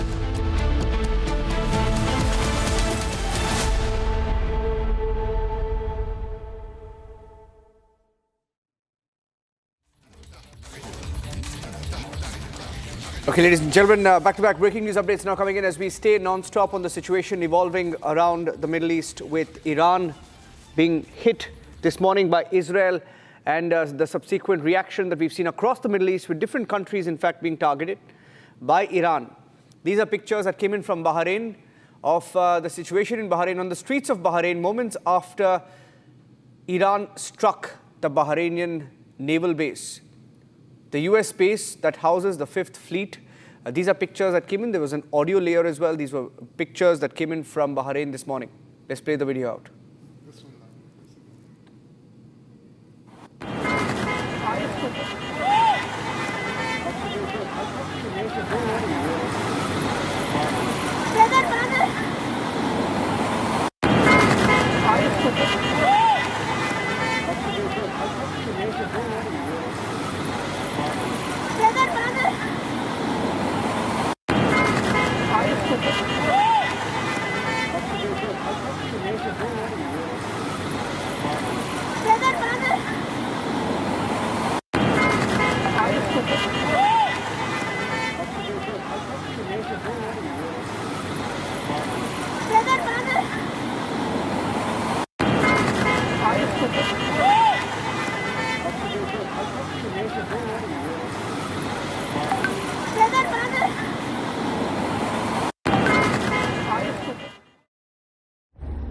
That video, Colonel Shailendra, I want you to speak over this video. This is a video from Bahrain. Let's put that bug once again. It's the the U.S. naval base in Bahrain that was hit, I think, by an Iranian missile, ballistic missile. You can see the missile. The moment the missile struck can also be seen in this video. I'd like you to speak over that, sir. You see, when we see a missile hitting like this and making it, how do you decide that this was a military base?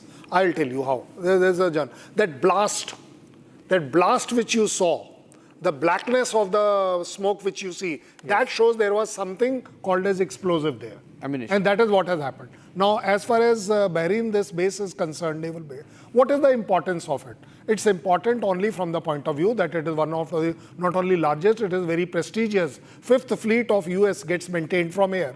Though they had withdrawn most of the assets from air. Everything they had withdrawn.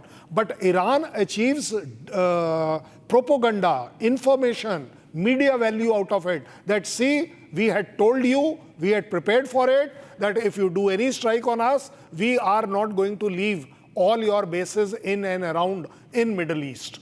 And that is where we find 7 of the countries of Middle East, the bases have been hit. Whether they are successful or not is a very minor part of the news. The bigger news is that they are standing by their resolve. They are prepared to face US. They are prepared to threaten US. They are prepared to come out with that missiles which are firing in those directions. Whether they get intercepted, air defense is effective, these are minor part of the news. The bigger part is that yes, they did try to aim at Abraham Lincoln.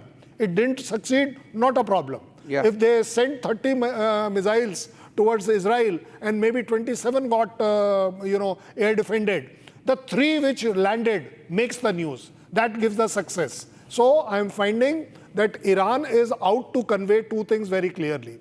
There is going to be no surrender. We may lose the war, but we will fight the war. And I think they have the wherewithal, capability, capacity, decision making, and the public to fight this war the way they want at their own terms. They will not surrender, is my assessment. Right, I think we have some more breaking news coming in, and I'll just go across to Ariella Rosenthal, who's joining us from Ashdod in Israel. Ariella, we are getting a breaking news that there's a fresh barrage of missiles being hit. This is the latest update. What are you picking up? We understand that there's a fresh barrage of missiles that have been fired from Iran towards Israel. Ariella. 27 missiles have been launched to the state of Israel.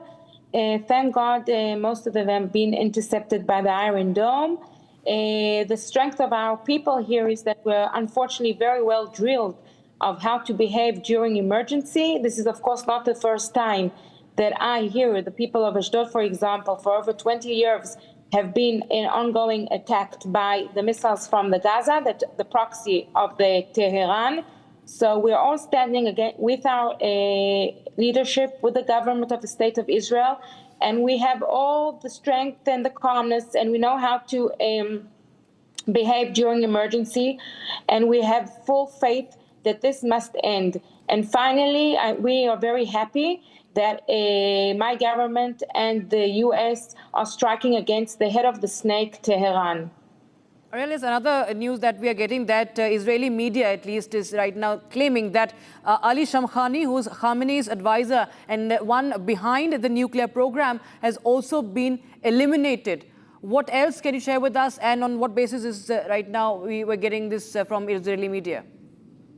Well, I've heard exactly like you have now from the media of Israel, but there are also trying to, not give all the information. I'm sure that there are other leaders that have been targeted, and till the facts are being proved, Israel prefers to keep quiet. Yes. In fact, there are videos coming in of interceptions over Doha, Qatar. There are different videos, some videos suggesting that perhaps some Iranian missiles did strike a few targets in Doha, Qatar, but we will wait for a confirmation. But different videos showing interceptions over Qatar as well. Another breaking news input that just came in: red alert sirens have been sounded across Israel as the Iranian regime continues to fire missiles in Israel. We have, Ariella in Ashdod joining us live, and she's getting us. In fact, a few minutes back, we had another guest from Tel Aviv join us, who was in a bunker, said that she was in Haifa, in fact, sorry, not Tel Aviv, Haifa, and she heard back-to-back missile hits on Haifa, where she was. The Israeli media has also said Ali Shamkhani. This is a big breaking news update. In fact, this is huge. Israeli media claims that Ayatollah Khamenei's advisor and the man responsible for the nuclear program has been eliminated. This is a big development. Abhishek, any more you're picking up? It's a big name because that really confirms that initially, in the first flush, the Americans did target the Iranian, government headquarters and the office of Khamenei. Khamenei apparently has been already evacuated to a safe house in a bunker, possibly, and so some of the collateral damage in terms of members of his team getting eliminated, and this seems like a big one, Niranjan. If Ayatollah Khamenei's close advisor Ali Khamenei has been eliminated, then it's proof that this is not going the de-escalation metrics anytime soon, Colonel Singh. You see, this is the problem. It's only peaceful nations like you and me who starts looking for the de-escalation. Yahan to abhi escalation shuru hui hai. They have only started yet. And when we are talking about the collateral, that media advisor is not collateral. He's a strategic target. When this preemptive strike has been done, the strike has been done in all fields. There is a cyber attack going on, there is a media attack going on, there is a information warfare going on, there is a propaganda warfare going on. When you make such news that yes, so-and-so died, you instigate the defender or the enemy to come out with it. Okay, no, nothing has happened or something has happened. Yeah, I mean, you're right, actually. It's not a collateral damage, it's a specific target and a message. Let me take this to Ms. Claire. Ms. Claire, reports suggest, and these are Iranian media reports, so in a way confirmatory reports, that their nuclear program advisor for Supreme Leader Khamenei, Ali Shamkhani, has been eliminated in the first flush of his strikes or joint strikes by the United States and Israel. Right, we'll just take the... Rakshita. Okay, Sarah, we have... Just stay on with us. We have some more visuals that are coming in right now, dramatic visuals that are coming in as we are just breaking that on our screens. This is the... debris, missile debris. Missile debris falling Okay, this is the debris of the missiles. As you can see, this is complete in Jordan. Smoke. That is, you can see the dust and the smoke and the people around. This is coming in from Jordan. This is from Jordan, Marj al-Hammam in Jordan, and this is the debris of the missile. After it struck, you can see the explode. You can see the blaze. You can see the plumes of smoke, and of course, the environment around. You can see it's all polluted because of this strike. And this is first and exclusive on Public TV. Marj al-Hammam is a location in Jordan, and with that, we continue to get you more details that are coming in. But reports are suggesting that 125 missiles were fired from Iran towards Israel. That's of course, it's something that we saw even last year, as it was claimed that hundreds of missiles that were fired. This time again, reports claim that 125 missiles were fired from Iran towards Israel in retaliation. That's another breaking piece of information that we have right now, as the attacks and the counterattacks continue across West Asia as we speak, and we continue to get more updates on the claims by Israeli media that the one behind the nuclear program, Ali Shamkhani, Niranjan, has been eliminated. And in fact, in the June 2025 strikes also, he was targeted. What we understand, he was the one who taunted Colonel Shalendra that, I am alive. He used an expletive and he taunted the forces of the United States that I am alive. He was moved out of the rubble, but it seems that the US and the Israel were very much at it, that they will go and get the man behind the nuclear program. No, I will agree with you on that yes, Israel has this in their character. It is part of their ability. It is within their capacity that they will be able to finally strike somebody whom they are after. There is no denial of that. But then the right, whether that loss is absorbed by that country, by that regime, rests with the other chap also. You may kill. You think Khamenei goes and everything will be all well? No. That country is working on some system. You think all these targets of 7 countries where the naval bases or the other bases of US have been struck, is it just extempo? Is it that suddenly somebody had thought of taking out a stone and started throwing? No, all this is planned. Planned, rehearsed, replanned, refreshed, revalidated. Every damn thing carries on and on and on. What Israel has done, they would have rehearsed it in their own way. So that is where the success lies. And where the success lies, I'll give you the example now. The example is all strikes done by Israel and US are pinpoint strike. Why? Because they have used cruise missiles, which are much more accurate, much more difficult to intercept. What is being done by Iran? It is all ballistic missiles.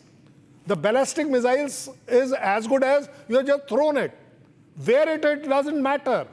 Why? Because they are looking for revenge. They are looking for counterattack. They are looking for news. They are looking for media. They are looking for stand within their country and to demoralize that enemy. That see, we told you that we will strike and we have struck. And that is where you are finding most of the targets which Iran is targeting are civil targets. And that is where the damage is taking place. There are odd cases. They know it. When you are bringing out a figure of 125, let me tell you, it's a very conservative figure. Because at 125, Iran will not be satisfied and no credible damage will take place on Israel or US. You will require more. And that is where the US intelligence estimate last year says that only the ballistic missile itself, January 2025, they were saying it is 3,000 plus. Now, what is that plus? How much is that plus? And from that day till now, the only power of Iran is three. One, the missiles. They have this power and they will strike. The second is that they will strike at US, their bases abroad. And the third is, that is the biggest of the father of all the missiles, what they are having. And I call it Hormuz missile. The day they block this Hormuz, you will see the whole world coming to their terms and requesting US and whatever that no, please. And I'm proving it to you. 3 days exercise they did at Hormuz. The rates of per barrel went up by $8 just by doing an exercise on Hormuz. So that missile is also there with them, and that gives them adequate strength. There is some more breaking news coming in, and I want to go across. We have a fantastic panelist with us today. We have Sierra Claire joining us live. She continues to be with us from Los Angeles. Adam Bellos is also joining us live. I don't see him in the frame. Okay, we'll get all of them on the screen. Adam Bellos is the CEO of the Israel Innovation Fund. He's live from Tel Aviv. We also have Ariela Rosenthal. She's the Director of International Relations at Ashdod. She's joining us live from Ashdod. And Burzin will be joining us in just a few minutes. Okay. Before I go across to our correspondent on the field, let me get into Sierra. Sierra, I hear that Donald Trump is going to speak again. He's going to do an address this morning in America. He gave a statement, very unusual, an 8-minute statement, 30-40 minutes into the strike, perhaps pre-recorded, perhaps expecting the strike to take place. But if he's going to speak to the people of America again, perhaps we're expecting an announcement of sorts, given on the back of the reports of the head of the nuclear program being reportedly eliminated. Yeah, I mean, if those reports are true that the head of the nuclear program was eliminated, I think that is exactly in line with President Trump's goals for this operation. And so we may be hearing him give a statement about that. I think he also, it's very important for him to reassure the American people. There is a lot of misinformation. There is a lot of panic going around, and it has been throughout the past several weeks that we've had this deployment near Iran. And so I think that he is a very transparent president, and especially when he does undertake military operations like this, he really likes to keep the public as informed as he possibly can. And so I think that's another reason why we're seeing him give, so many statements about this as the operation gets underway. Getting in more news updates, Abhishek, anything else that you're picking up on the status of this particular person, Ali Shamkhani? He was just 2 days back, read an article that he was head of the taking charge of the nuclear response to America. Given that he survived a previous attack, the fact that he was brought back, he was made the focus, he's also one of the key targets today. And eliminated, but I stand corrected. These are not Iranian media reports. These are Israeli media reports. Israeli media reports. Still, the Iranians not accepting it. The Israelis claiming that they made Tel Aviv under attack, Abhishek. Okay. I'm getting in news that Tel Aviv is under attack. That's a big one. Yeah, Tel Aviv. Okay, let's go across to our guests who are with us right now. Adam Bellos. Adam, are you in Tel Aviv? We're hearing of explosions in Tel Aviv right now. I'm in Tel Aviv. There's no explosions that I can hear as of right now. We've been sent into our shelters a number of times, but it seems to be pretty calm outside. Okay. Are you playing down the Iranian strikes, Adam? No, I'm not playing it down at all. What use would I have to play it down? There's it seems like they're desperately firing at what looks like Bahrain, Abu Dhabi. Missiles have been downed over Jordan. The last time anything got through, it was maybe less than 10% of the rockets that have been fired at us. I believe there's been one hit on a residential building, which was debris. So no, I'm not playing it down. It's very calm outside. There are some stores that are still open. I went out earlier and got coffee. I think the problem also is... I think you're baiting the Iranians. No, Abhishek. Thing is, No. No. Let the gentleman continue. That was on a lighter note. Please. In fact, On a lighter note. Because the problem also is, as we go across to Avishag, Adam, the problem also is, I'll bring in Avishag as well. Yes, Avishag, she's joining us from southern Israel. Tell us the situation right now on the ground. We understand that there has been a fresh barrage of missiles that have been fired from Iran, Avishag, and also the fact that the Israeli media is claiming that Khamenei has been eliminated finally. Yeah. Hi, Avishag, Yes, can you hear us? Could you please unmute? I think. Can you hear me? Yes. Can you hear me now? Yeah. Okay. So far we've been experiencing one barrage of rockets, and thankfully Israel defense systems really managed to intercept most of them. And so we are waiting for the next one to arrive. Thank God we don't have a lot of wounded or killed, but we do hear about victims, I believe so, in Dubai. So I think what will happen right now, if it was only a war between Israel, U.S. and Iran, Iran turned it into a regional one, a big regional one. They violated the airspace of their neighbors under the guise of really targeting U.S. bases. Which is, we don't know by now if it's true or not, if they attacked mostly American bases. But this is the situation so far. Okay, Ariala, just as Iran might be earning itself enemies with all the targeting of the neighborhood from Bahrain to Qatar to the UAE and whatnot, you think Israel could be earning friends in this entire exercise? New friends? Ariala?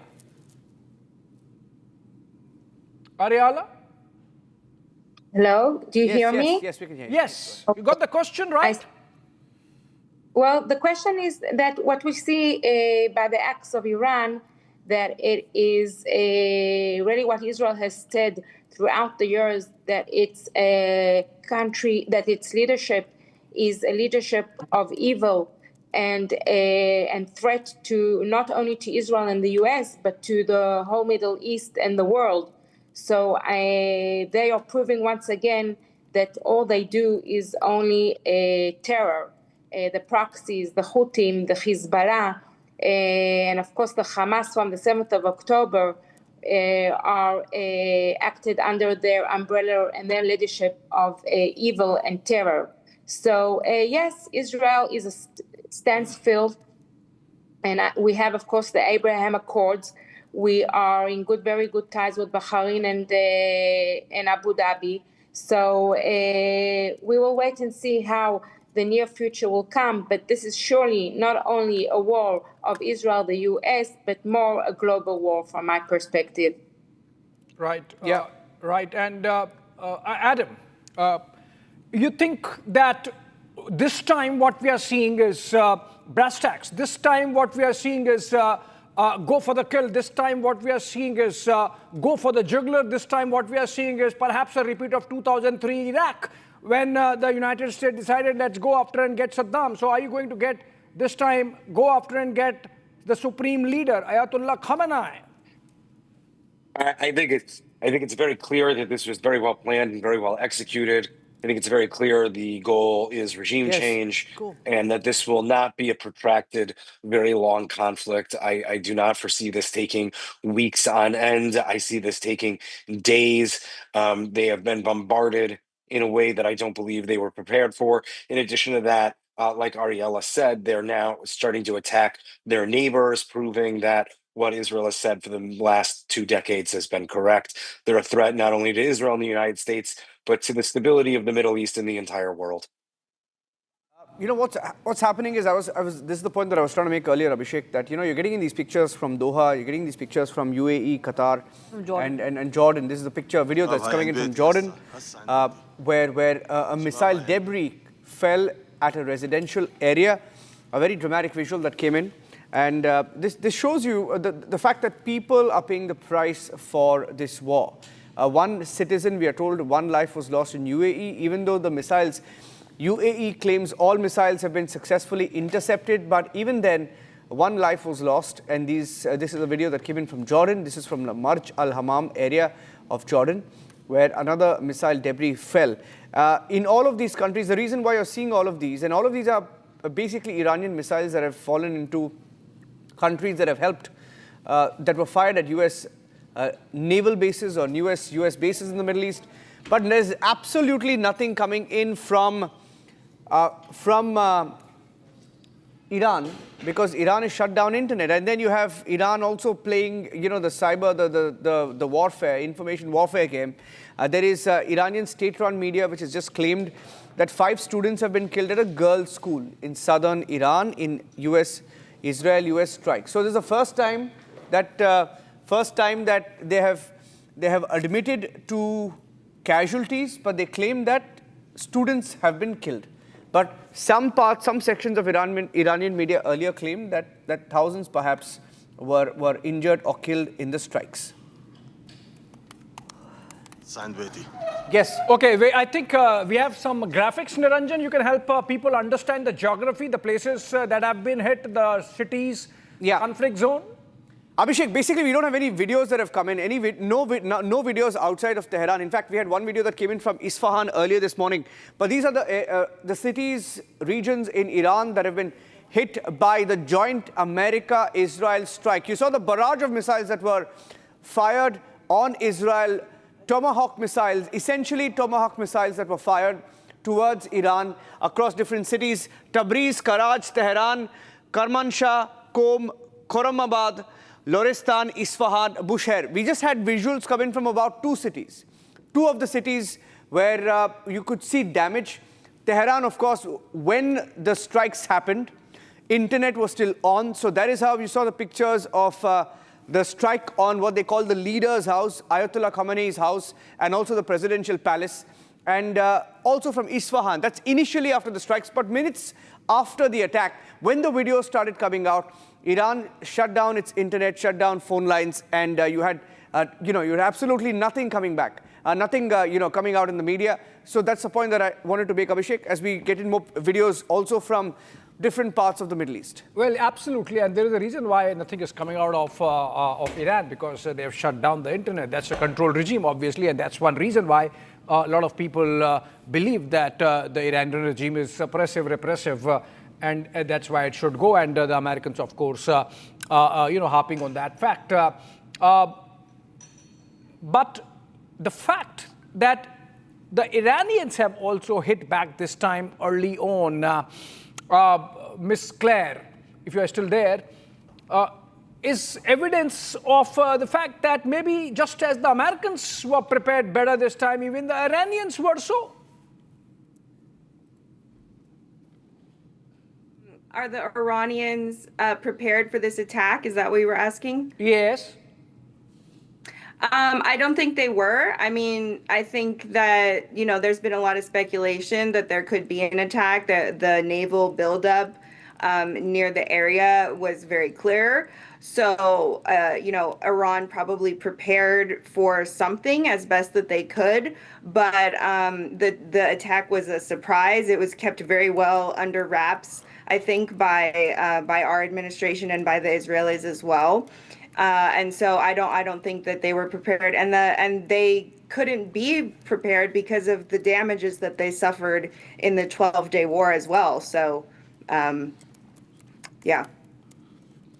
Yeah, absolutely, Rakshita. I believe we have more pictures coming in. We have more graphics coming in. We have more videos coming in. Remember? Right. Okay. Right. Before that, we have to step into a very, very short break. Abhishek will be right back with minute-by-minute developments, updates coming in from West Asia and the reactions from across the globe as the situation continues to escalate in West Asia. Viewers, we'll be right back. This very short break with our guests.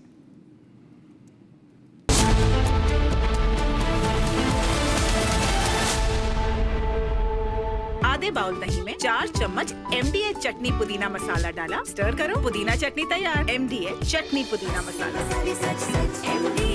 MDH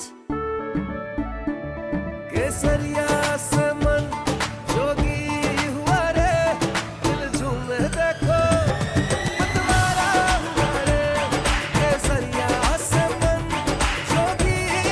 हर पल मनाओ केसरी त्योहार। विमल, बोलो जुबान केसरी।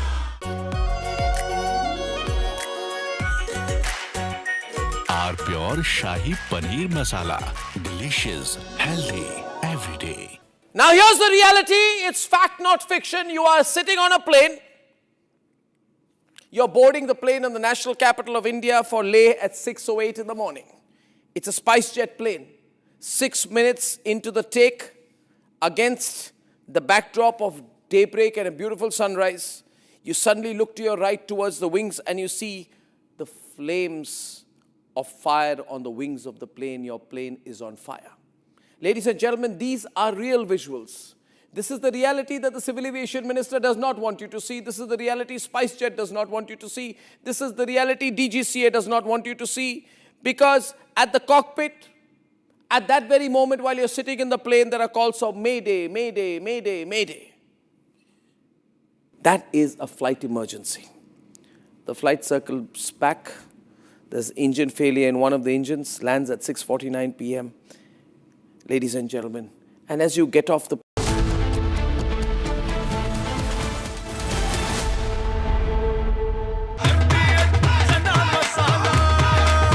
अब छोलिया हो या लोबिया, सफेद चने या काले चने, सब कुछ मजेदार बने। खनीज घर में कुछ है जो टूटता नहीं। ये पिलर कभी नहीं टूटेगा। रुंगटा स्टील टीएमटी से बना। रुंगटा नहीं तो घर स्ट्रॉन्ग नहीं। रुंगटा स्टील टीएमटी बार एकदम सॉलिड। आर प्योर सूजी पास्ता उबालो मिलाओ और खाओ 8 मिनट में तैयार। क्या टेस्ट है सबका राजा आर प्योर मसाला।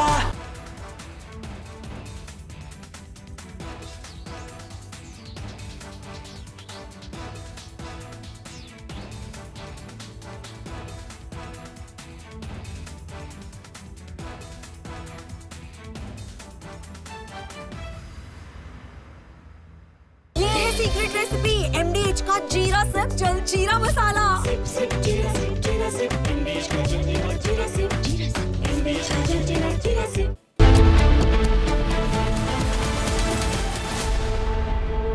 थोड़े में ज्यादा स्वाद यही तो है इसकी खास बात। वाओ मामा क्या स्वाद है। अरे मेरे राजा, सबका राजा आर प्योर मसाला। केसरिया से मन जोगी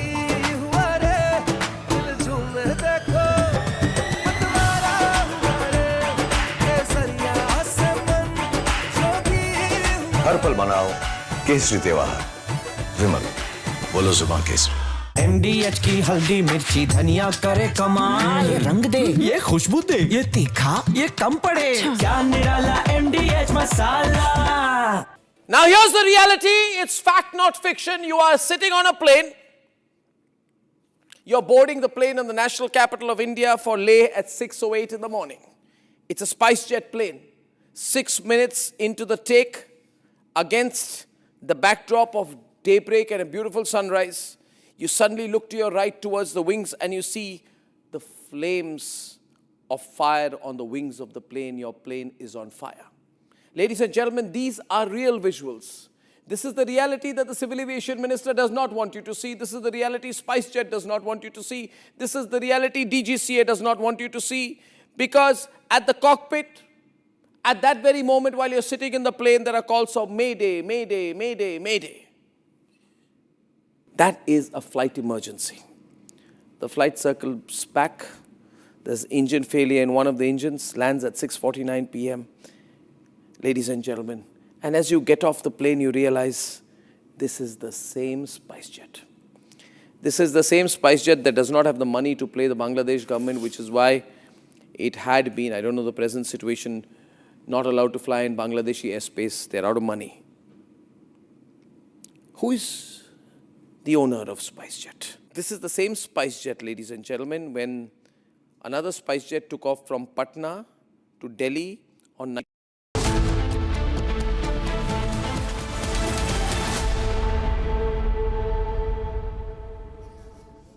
All right, welcome back, friends. Action going on in the Middle East and West Asia, as we call it. And our guests continue in the studios, as also, of course, from the United States and Israel. In the studios with me, Niranjan and Rakshita, and joining us, our brilliant contributor and honorary consulting editor, General Bakshi, sir. Thank you. Very good afternoon, sir. My first question to you: have the Americans bitten more than they can chew? I should think so. No less a person than General Dan Kane, Chairman Joint Chiefs of Staff, is said to have told Donald Trump in his briefings that we will do what you order us, but he has warned them that there could be substantial American casualties. One. Number two, the war stocks of the American Patriot interceptor, THAAD interceptor missiles and other missiles is already low because of liberal supplies to Ukraine and Israel. If there is another contingency, let us say the Chinese, after this is over, decide to invade Taiwan, then I'm afraid America is in a bit of a jam, which is self-created. Look, the simple fact is that Iran cannot win in a battle with the American-Israeli combined. Yeah. But their philosophy is summed up in that Persian statement, "Hum to doobenge sanam, tumko bhi le doobenge." Yeah. It's as clear as that. Yeah, and this is just the first day, General Bakshi, sir, that Iran has retaliated. I mean, last time, remember, it was on the last day, the penultimate day, perhaps not last, that Iran hit the Al Udeid air base in Qatar. More pictures coming in. These are interceptors that were fired, I think. Hello. In fact, Safwan is joining us live from Bahrain. Hi. Hi, sir. Hi, Safwan. Safwan, आप कहाँ पे हो? Yes, sir. I am in Bahrain right now. Okay. So, very panic situation here going on, sir. Actually, in this country, have American Navy base. Right my behind, you see there, you saw the... Yes, we can see you, Safwan. We can see that, yes. Yes, you are exactly. Today is 10 o'clock. The big sounds came. We are coming out immediately. Yes. People are panic, sir, because Iran actually not targeted Gulf countries, but Gulf countries have American Navy base. That's why attacked. So we got the alert message from Ministry, Bahrain government. But still we are all safe. But in American Navy base, I think there's some big damage there. Yes. Safwan, आप हिंदी में बात कर सकते हो? आप हमारे हिंदी में बात कर सकता हूँ. ओके. सफवान, आप अभी बहरीन में है. वो आपके जो पीछे है वो यूएस नेवल बेस है. यूएस नेवल बेस से वो दिख रहा है वहाँ पे, जिसको मारा था ईरान ने. हमारे जो दर्शक है हिंदी रिपब्लिक भारत में, बताइए उनको कि आप एग्जैक्टली कहाँ पे है, कितने बजे हुआ ये अटैक और डैमेज जो है उसके बारे में क्या पता है आपको? यस, हम अभी, क्योंकि मेरा रूम में मेरा फ्लैट है बहरीन का कैपिटल मनामा में. सो बहरीन के बारे में बोल गए तो बहरीन बहुत छोटा कंट्री है. सो इधर से एक तकरीबन 2 से 3 किलोमीटर के सामने आपको ये दिखा क्या अमेरिकन नेवी बेस. आज सुबह ईरान ने सीधा अमेरिकन नेवी बेस की तरफ से बैलिस्टिक्स और कुछ मिसाइल की तरह उड़ाया और बहुत आई थिंक डैमेज हो गए उधर. सो हम लोग इधर क्यों बहरीन में रहने वाला आदमी लोग बहुत पैनिक हो गया, क्योंकि हम अभी तक टीवी में देख रहा था क्या ये वार का बारे में और वार का न्यूज़ पूरा हम अभी हमारा सामने ही चल रहा है. इधर का आदमी लोग बहुत परेशान है अभी. और एक विश्वास है अभी तक ये गल्फ कंट्री किसी क्या नेशन के साथ अभी तक वार नहीं कर दिया. सो शांति का मंत्र क्या पीस होना चाहिए पूरा बोला था. सो अभी तक इधर का आदमी लोग को कुछ नहीं हुआ. सो अभी भी आदमी लोग बहुत क्या पैनिक में, बहुत घबराई में आदमी लोग है. सो आप लोग हमके लिए पूरा दुआ कर दीजिए, क्योंकि वो ईरान क्या सोचता है, अमेरिका क्यों सोचता है, उसका बात अलग है. सो इसका इफेक्ट क्या हमारे तरफ की या जनसामान्य होता है ना, पीपल्स होता है ना, उसको बहुत इफेक्ट होता है. सर से कितने लोग हैं? आप कर्नाटक से है, आप अभी भारत से कितने लोग हैं वहाँ पे? कोई मरा है वहाँ पे, आपको पता है इसके बारे में? नहीं नहीं, अभी तक कुछ ऐसा कुछ नहीं, न्यूज हम लोग को नहीं मिला है। ऑल सेफ है, क्योंकि वो ईरान अभी तक वही एग्जैक्टली क्या अमेरिकन नेवी बेस है, वो उधर only attack there only exactly American navy base. Okay, मैं मेरा कोलीग रक्षिता भी है यहाँ पे। रक्षिता भी पूछेंगे आपसे। रक्षिता जी, ऐसे क्या बता रहे हैं कि कोई हताहत नहीं हुई है अभी तक, क्योंकि बहरीन में काफ़ी ज़्यादा हम देखते हैं कि दक्षिणी भारत से काफ़ी ज़्यादा लोग रहते हैं वहाँ पर, तो एडवाइजरी देखिए हर जगह जारी तो कर दी गई है, लेकिन अगर आप बताएं कि कब से आपको ये जो है ये ऐसा मंजर दिखाई दे रहा है, कब से आपको ये धुआं और कुछ आवाज़ें भी आई हैं आपको, क्या ब्लास्ट की आवाज़, विस्फोटक की आवाज़ आपको आई है और कब से आ रही है ये, कितनी? मैडम आज सुबह बहरीन का टाइमिंग 10 बजे, मीन्स इंडिया का टाइमिंग 12:30। इंडिया का बहरीन का टाइमिंग 10 बजे हम लोग रूम में था, क्योंकि अभी रमजान है। रूम में बैठने का टाइम बहुत बड़ी एक आवाज सुना है, बहुत बड़ा साउंड सुना है, और हम बाहर आके देखने का टाइम अमेरिकन नेवी बेस की तरफ से बहुत हुए, क्या बोलते हैं, दुपाई, सो बहुत बड़ा तरह से। और हम लोग पूरा क्या आदमी लोग बहुत इधर दिक्कत में है। Peoples are panicked totally, peoples are worried about this situation. Please pray for us and also for peace, for pray for peace, because हम लोग को बहुत भरोसा है, क्योंकि हमारा ये बहरीन का किंग, बहरीन का गवर्नमेंट इसके अच्छी तरह से हैंडल करने का एक भरोसा है हमको, क्योंकि अभी तक इसका हम बहरीन में अभी 11 साल से अभी, सो इस तरह का एक सिचुएशन हम अभी तक नहीं देखा है। सो आगे भी एक सुरक्षिता हम लोग को मिलेगा इधर, क्योंकि बहरीन का बारे में और सऊदी अरेबिया गल्फ कंट्री का बारे में बात करा तो ये कंट्री किसी कंट्री का साथ अभी तक वार नहीं किया है अभी तक। सो पूरे देश की तरफ, पूरे देश के साथ अच्छी तरह के रिलेशनशिप है, और सारी दुनिया के लिए आप लोग भी हम लोग भी दुआ करना चाहिए अभी, क्योंकि हर आदमी को जिंदगी इंपॉर्टेंट है। मैडम सफवान, सिर्फ एक अटैक था वहां पे, सिर्फ यूएस बेस पे? यस यस यस, एग्जैक्टली अभी तक हमको न्यूज मिला है, सिर्फ वही डाला है एग्जैक्टली। ईरान अटैक कर दिया, वही सिर्फ अमेरिकन नेवी बेस किधर है, वो जुफेर नाम है वो क्या सिटी का, जुफेर में अमेरिकन नेवी बेस कहाँ है, वो वहाँ एग्जैक्टली अटैक कर दिया है। और किसी हम अभी बहरीन का कैपिटल, बहरीन का राजधानी क्या बोलता है, मनामा में, बहुत आदमी लोग मनामा में, इधर अभी तक कुछ इफेक्ट नहीं हुआ है, एक ही जगह पे अभी क्या अटैक हुआ है। अभी आप इसके बारे में क्या जानते हैं, कितने लोग हैं वहां पे? यूजुअली अभी जो जानकारी है, वहां पे जो यूएस का शिप था, यूएस का वेसल्स थे, 2 दिन पहले चले गए थे वहां से, वही जानकारी है। एग्जैक्टली वही सेम ये न्यूज़। उस एरिया के बारे में थोड़ा बताइए, इस एरिया के बारे में बताइए, कितना लोग रहते हैं वहां पे, क्या है? क्या मेरा एक दोस्त अमेरिकन नेवी बेस में काम करता है उधर, उसका रेस्टोरेंट डिपार्टमेंट में। सो वो मेरे से आज सुबह बोला, उधर 2 दिन से पहले ही वो अमेरिकन नेवी बेस का सिक्योरिटी हो, क्या सोल्जर्स हो, पूरा उधर से निकल के सेफ जगह में अभी, उधर कोई आदमी लोग नहीं है, बट क्या है उधर बिल्डिंग्स, क्या और कुछ होगा, वो शायद फुल डैमेज होगा। अभी 2 घंटे के पहले का अटैक है, अभी तक उसका हालत देखिए सर पीछे। No, it appears. अभी अब भारत से कितने लोग होंगे वहां पे? भारत से अंदाज में शायद इधर 3-4 लाख लोग है, टोटली बहरीन में 15 लाख लोग है बस, इधर ये कंट्री में पूरा मिला के। General Bakshi, I just saw that हमारे साथ मेजर जनरल बख्शी भी है, आपको जानते होंगे, बहुत इंडिया के सबसे फेमस डिफेंस एनालिस्ट है।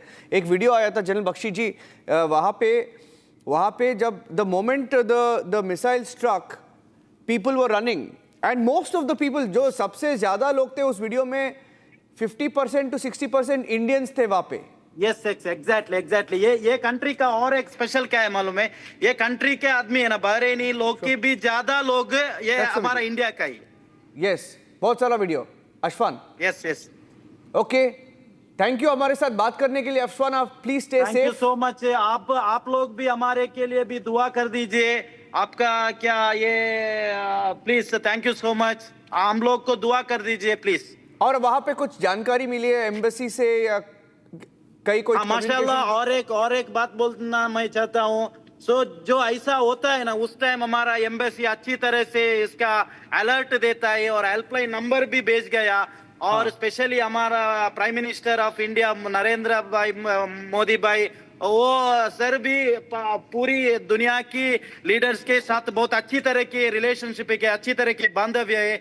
वो ये पूरा हमको एक विश्वास है, उसका डेफिनेटली हम अप्रिशिएट करना चाहता हूं, क्योंकि हमारा क्या पॉलिटिकल पार्टी अलग है तो भी वो उसका बारे में पूरा सोचा है, तो वो मस्टली अप्रिशिएट करना चाहिए हमारा प्राइम मिनिस्टर जी को। और इधर क्या इंडियन एम्बेसी है, उसका कमांडर को, उसका एम्बेसडर को भी अप्रिशिएट करना चाहिए, क्योंकि आज से सुबह से हमको आप लोग को पूरा एक हेल्पलाइन नंबर मिला है, कुछ प्रॉब्लम हुआ तो कांटेक्ट करने के लिए और बातचीत करने के लिए। Okay, Ashwan, you stay safe. Thank you. हमारे साथ बातचीत करने के लिए. Very brave there. He's standing on the terrace. Ashwan is from Karnataka, and he's there in Bahrain stuck. Okay, so he's saying that there is help, there's communication, but they're all worried. But I wanted to ask you, General Bakshi, looking at the hits, they haven't struck these countries. They've struck U.S. bases in these countries. Look, Iran had declared absolutely clearly that any American strikes, any use of the airspace would justify Iranian missile strikes on the American bases, on the country which is permitting the use of its airspace or its facilities. And therefore, a number of countries had said, no, we are not going to allow. Saudi Arabia had said, we are not going to allow any overflight of our airspace, any use of our bases. In fact, the only country which had agreed was Jordan. Rest, all other countries had said no, including the British, who have refused to give their air base in Cyprus. You see, the simple fact is that it is quite clear that the consequences of the Iranian retaliatory strategy, Iran's retaliatory strategy depends upon deterrence based upon imposing, battle casualties and political and economic costs. Like I said, what are the matrix of Iranian options? They can hit the American air bases, naval bases. 1. 2, they can hit Israel, military targets, civilian targets. 3, they can hit the American carrier battle groups and the American battleships, right?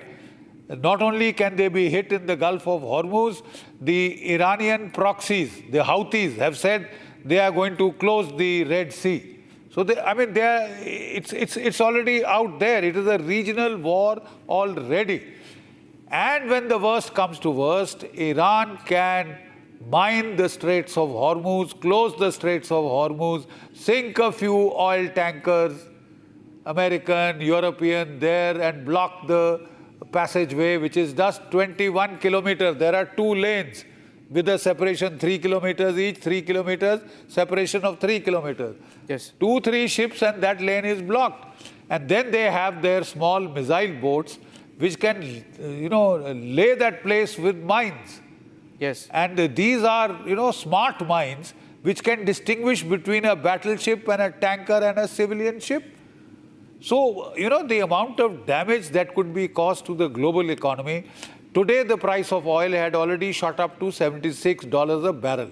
The Americans always do this on a weekend so that the stock market doesn't nosedive, right? But tomorrow the stock market will nosedive and the price of oil could now start shooting up. And if the Gulf of Hormuz is closed even for a week or 10 days, the price of oil could go to $120 to $150 a barrel. That will spark a global recession. It will hit the American economy, European economy, Indian, Chinese, all economies.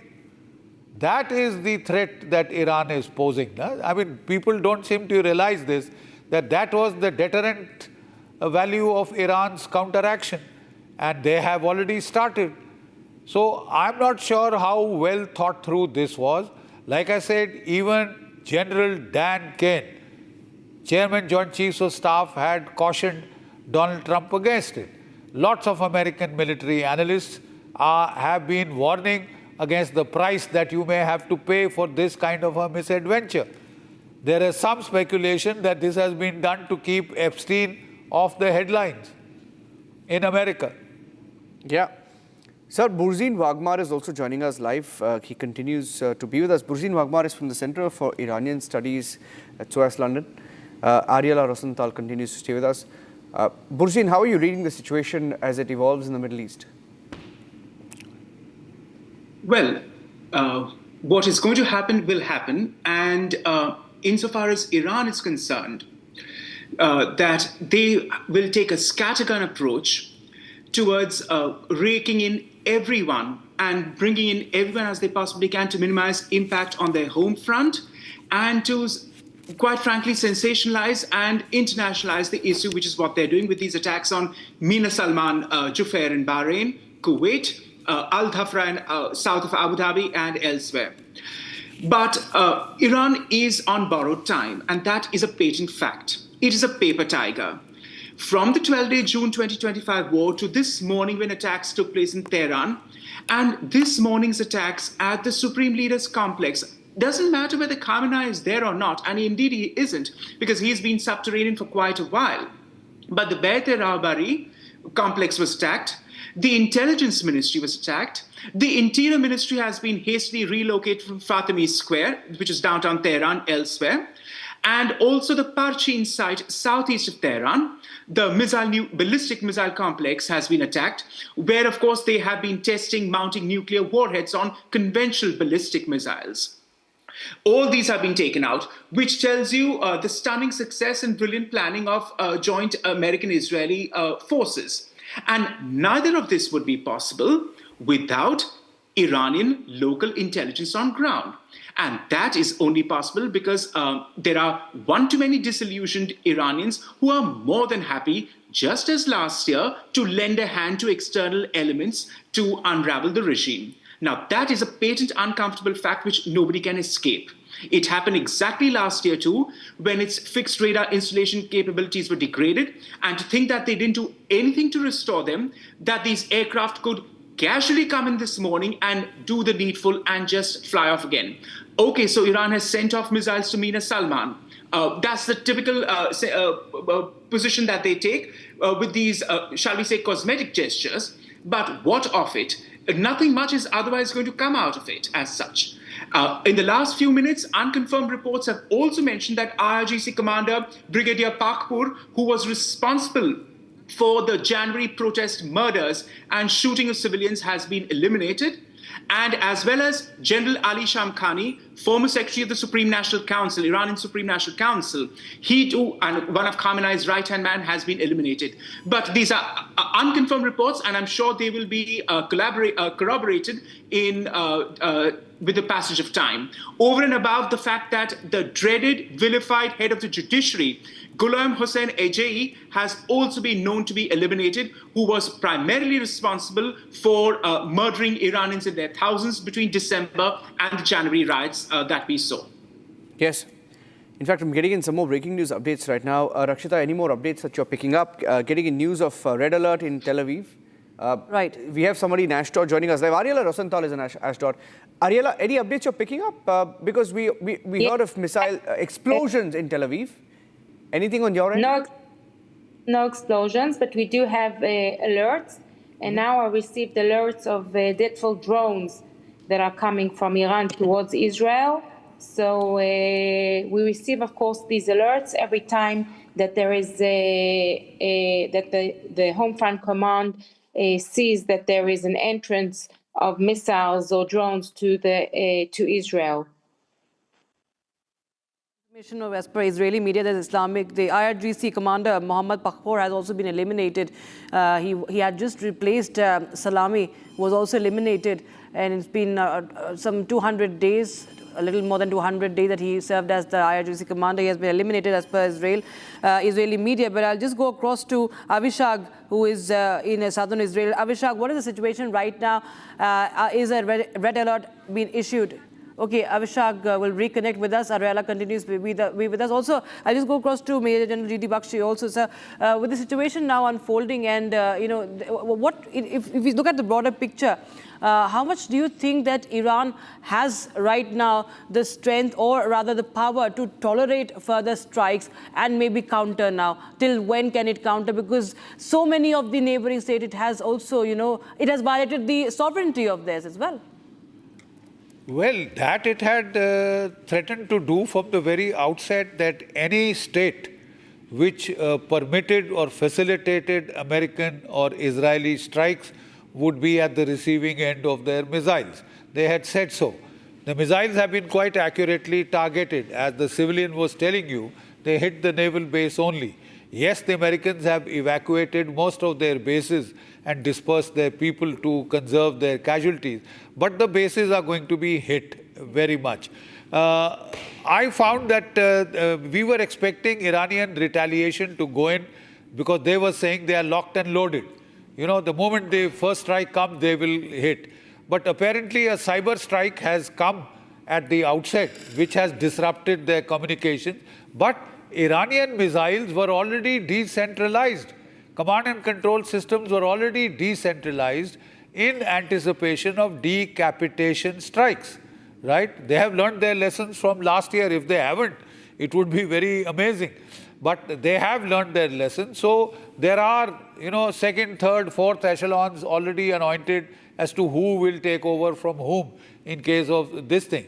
As apropos the issue of, the Iranian people are very angry, who is imposing the sanctions? Whom are the sanctions supposed to hurt? The Iranian people, so that they would rise up in revolt. I'm afraid, these haven't worked. The 30 to 40,000 Starlink, terminals of Elon Musk that had been sent in to facilitate the colored revolution were jammed by the Russians. Electronic counter-warfare measures, Chinese counter-warfare measures. So as far as the street revolution is concerned, that is largely over. The key point to ask is, what are the objectives of this joint American-Israeli strike? It appears to be regime change. But the simple fact is, will you be able to carry out regime change in just about 5-10 days bombing? I don't think so. More than that, you don't have the ammunition. Even the Americans don't have the ammunition to sustain a campaign like they had done for Israel, for Iraq, for 40 days. Over 40 days they had been hitting continuously. So they don't have the ammunition. The latest intelligence reports from Israel indicated that the Americans have adequate ammunition for 5 days intense campaign and about 7 to 10 days moderate campaign, right? So the simple fact is, there is an upper limit dictated by logistics, by ammunition stockpiles, to how long you can sustain this campaign. And if you want to get a regime change at the end of it, that is what Dan Kane was saying, then you will need to sustain this for multiple weeks. Do you have the ammunition? That is the simple, logical, military demand picture question. Yeah. Bakshi sir, your favorite question, our favorite question. Pakistan is in a bind. That's right. They have released a statement condemning the attacks. Yeah. Saudi Arabia has released a statement condemning Iranian attacks on them. Where would Pakistan stand? Which side they are condemning? Pakistan is actually sworn to come to the defense of Saudi Arabia. Let's see them go. But they are saying they condemn the attacks on Iran. Now. Let's see them take on Israel now. This is a hot air. Pakistan is just hot air. Pakistan is heading for deep trouble. It has angered Iran. It has angered Afghanistan. It's already at daggers drawn with India. वो हमारे बोलते हैं विनाश काले विपरीत बुद्धि. And if they have signed that strategic, agreement, that treaty with Saudi Arabia, any attack on Saudi Arabia will be an attack on Pakistan. So let's see what Pakistan is going to do against Israel or America, United States of America for that matter, or for Iran.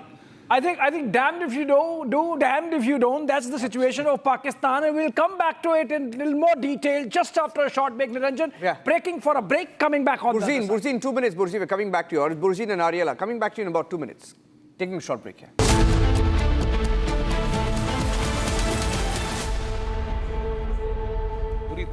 दादी के हाथों का जादू और खुशबू से महकता घर, माँ की मुस्कुराहट और खाने की सुगंध। MDH गरम मसाला, क्योंकि हर रिश्ता है स्वाद से जुड़ा।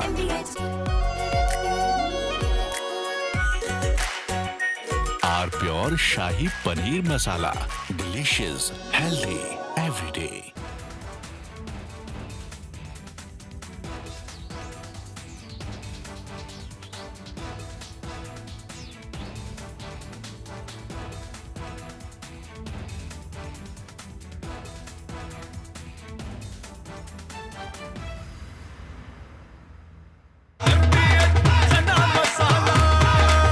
अब छोलिया हो या लोबिया, सफेद चने या काले चने, सब कुछ मजेदार बने। Now here's the reality. It's fact, not fiction. You are sitting on a plane.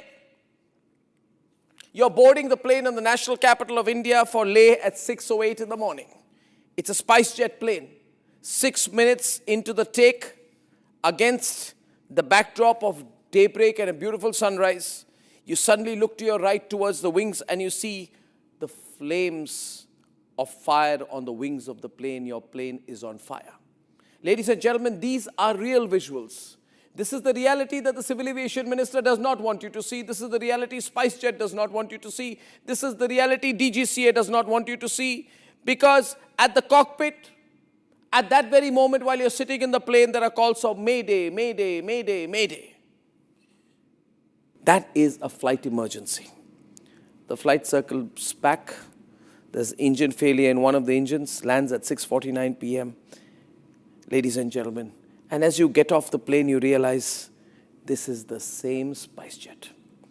This is the same SpiceJet that does not have the money to pay the Bangladesh government, which is why it had been, I don't know the present situation, not allowed to fly in Bangladeshi airspace. They're out of money.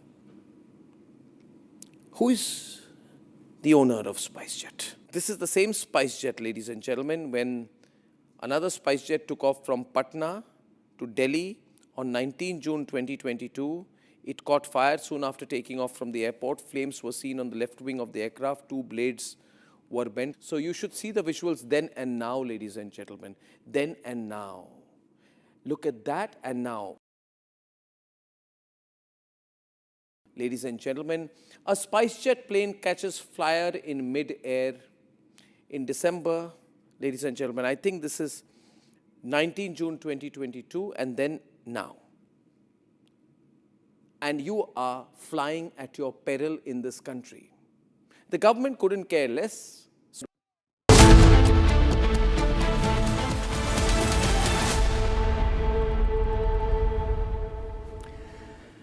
Welcome back. You're watching live coverage of Israel-Iran war. It's not just limited to Israel and Iran, but Iran has struck all these bases, or most of these bases, if not all, in the last few hours.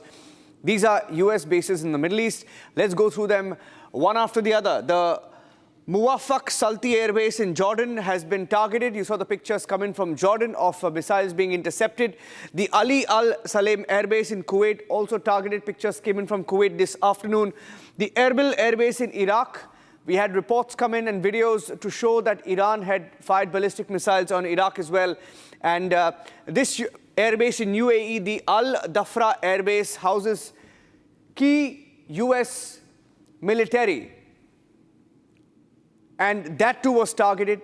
Missiles were intercepted by the UAE. We are hearing of one person's life lost in the UAE. A US Navy 5th Fleet is in Bahrain, was hit again by Bahrain. You saw that dramatic video of an Iranian missile landing on the Bahrain naval base, which stations US fleet. But the US ships had moved out a couple of days ago, is what we are hearing according to the local media reports there. And the Al Udeid Air Base in Qatar, which is the largest base in the Middle East that the US houses, has also been targeted. Different videos have come in from there as well of missiles hammering the Qatar airbase. Let me go across to Burzin joining us live. Burzin Wagmar is in London, and then General G.D. Bakshi will take us through what we are seeing with Iran targeting these bases. Burzin, given the kind of response Iran has given, and they're not going to slow down, you know that they have been preparing for this. It's not as if they didn't expect it. They knew it was going to happen, right? And the irony is that we have not many videos from Iran, given that the internet there is down. But visually, they too are causing or inflicting damage on all these US naval US bases and their assets in the Middle East. And they're symbolic strikes at best by attacking Mina Salman. And incidentally, your Karnataka person who was standing on the rooftop in Manama mentioned about Mina Salman Jufair being attacked. But it was the service facility section within the complex that has been attacked. And no casualties have been reported there. Likewise, at Al Dhafra, which was attacked too, a citizen of Asian descent was killed in Abu Dhabi, but that's a different matter. You must also remember that compared to these isolated strikes, what has been taken out in Tehran is important. Eastern Tehran, the general headquarters, staff headquarters has been attacked as well. Now that in proportion is something worth talking about and is clearly not just symbolic, though there is a symbolic overtone to it. And as I mentioned and broke it to your Republic viewers, Brigadier Pakpur has been eliminated, along with General Ali Shamkhani, who were two top brass individuals. Yes, Iran has prepared for layering of individuals to be replaced once they're eliminated, and that has been a practice since June 2025, the 12-day war. But the question is, how much can they sustain? And General Bakshi spoke about the student protests being over.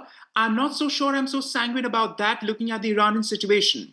Exactly last Saturday, the new academic semester started across Tehran universities after the holidays, and protests and riots broke out on all major campuses of Tehran: Sharif University, Azad University, and Tusi University.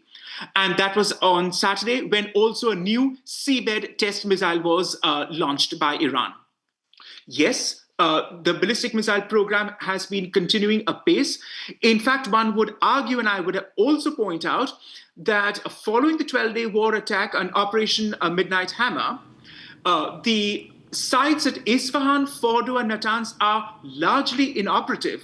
But Iran has not been sitting quiet insofar as the ballistic missile centers are concerned, by re-engineering most of its missiles with lighter materials and with greater payloads. That has been happening since June 2025. And obviously, Iran did not want to talk about it at its talks in Geneva and elsewhere. And it may claim that's a red line, but that is precisely what President Trump wants to talk about, and also Iran's GCC allies. If you remember Omani Foreign Minister al-Busaidi's interview last evening to CBS, which is being made much of by the world's media, therein he was asked, what about the ballistic missiles? And he fudged the question by saying that, yes, at some point later, first we must talk about the nukes, but at some point we will have to bring that in. Obviously, it has to be brought in with the Arab neighbors in question, for whom it is an existential element for all the GCC members, regardless of whether there are US strikes or not. That is the elephant in the room, which the Arabs will have to tackle at some point. And just merely keeping the talks to the nuclear issue is not good enough. So when President Trump said last evening that he's not happy with the progress, it is only natural that he said so, because Iran has calculated, in my opinion, that it's got a weak hand, but it would sooner go in with a weak hand and sustain casualties and strikes rather than discredit its so-called sovereignty and core ideology by capitulation and compromise to the US. And final point, if you understand the Shia ethos, and I want to point this out, the riots that are taking place now are going to occur every 40 days, because for 12 Shia Muslims, it's the Arba'in or the Chehelom period when commemoration is taking place of the deceased. So every 40 days, a momentum, a critical mass is going to build up, as we saw happen Saturday last, when I mentioned the university student attacks at Vastis. The 40-day commemorations are going to take place, and people are going to come out of the streets. It is not going to completely die down as others may think it to be. That is clearly not the case, because this is precisely the pattern which played out in 1978-79 until the Shah departed, as protests took place every 40 days. It is unique to 12 Shia Islam, which people seem to forget or are not aware of. And that builds up into a critical mass at some point, which will burst. Because this is, in any case, a regime on borrowed time, thoroughly discredited, ideologically exhausted, and has nothing to offer its population except gunning them down in cold blood with the best of intel security technology obtained from Russia and China. But there is only so much you can possibly do for your people to sustain and endure that. Getting into some footage, I want to go to General Bakshi with that, but Staff Cohen is also joining us. He's a former IDF Special Forces officer. As I go across to him, General Bakshi, I want to show you those pictures. IDF has released some pictures. Let's put that on the screen. This is the IDF claiming that they've struck a wide range of targets in western Iran. As part of Operation Roaring Lion, the IDF struck with the direction of IDF intelligence hundreds of Iranian military targets, including missile launchers in western Iran. Alongside the IAF strikes in Iran, the Aerial Defense Array is currently identifying, intercepting threats fired from Iran toward the State of Israel. It appears to be footage captured by either drones or aircraft themselves. Staff Cohen, former IDF Special Forces officer. Mr. Cohen, what are you picking up? I'm not sure we've seen the full extent of the damage on the Iranian side yet. Thank you, sir, for having me, first of all. I'm not former, still on active duty. And wow. And I have it's all good. And I have the perspective as a lawyer to give the legal field in that experience. What we're witnessing today, sir, those footage from IDF drones, aircrafts, are nothing but history, not less than that. History, turning point, when the West, not only the U.S. and Israel is only the hand that is executing the act, but we're acting on behalf of the Western world, including, of course, India, one of our closest allies. And it was delight to have your Prime Minister in Israel yesterday. Right. What we're seeing right now is Israel and the U.S. are saying enough for jihad, enough for the terror regime of Iran that is hijacked its own people. We all know that 32,000 Iranians have been murdered in the streets of Iran, of Tehran, these last few months. I have an Iranian follower of mine sent me a video from Tehran. Fire trucks are washing down the street, sir, cleaning the rivers of blood. This strike today, led by the United States of America, with Israel's defending forces backing them up, is simply putting end to jihad in 2026. This is what it is. We're targeting military facilities and of course, the Iranian people, which are most of them, 90 million people, right? Most of the Iranian people wants freedom, wants democracy. They're looking for a getaway from this 47-something years of dictatorship where the freedom has been hijacked by Khamenei, the Ayatollahs. I've been fighting their proxies, sir, in the past 12 years, all across, let's just say, in a lot of places, all right? I've been fighting Hamas, Jihad, Fatah, you name it, I met them. They have the same mentality of the Iranian terror regime, and may I conclude with this? Former leader of Iran, Ahmadinejad, who ruled Iran from 2005 until 2013, said it very, very clearly, and I quote, Iran, we will convert the entire world into Islam.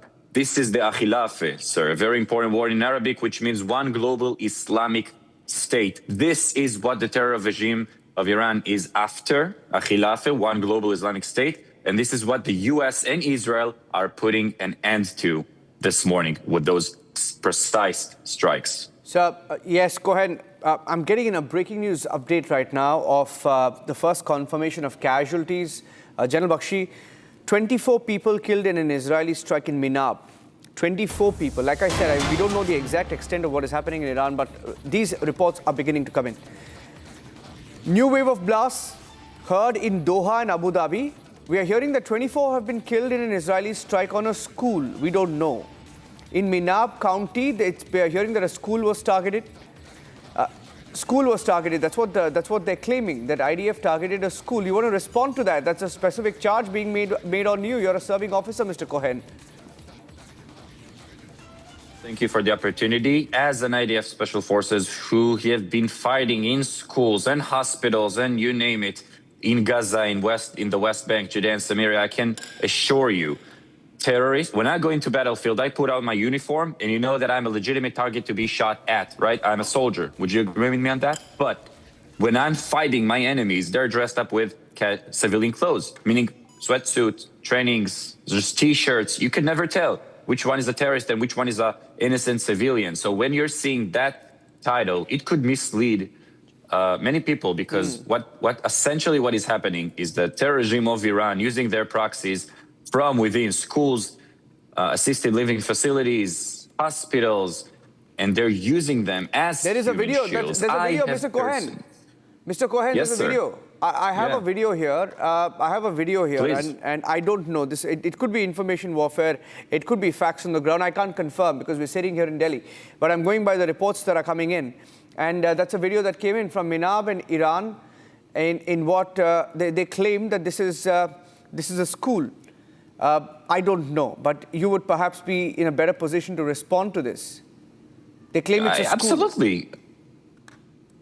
Fair enough. This is what they want. They want you to a respectful news channel, which I respect very much. They want you as a reporter to say, listen, IDF just struck a school in Iran. But this is exactly their game.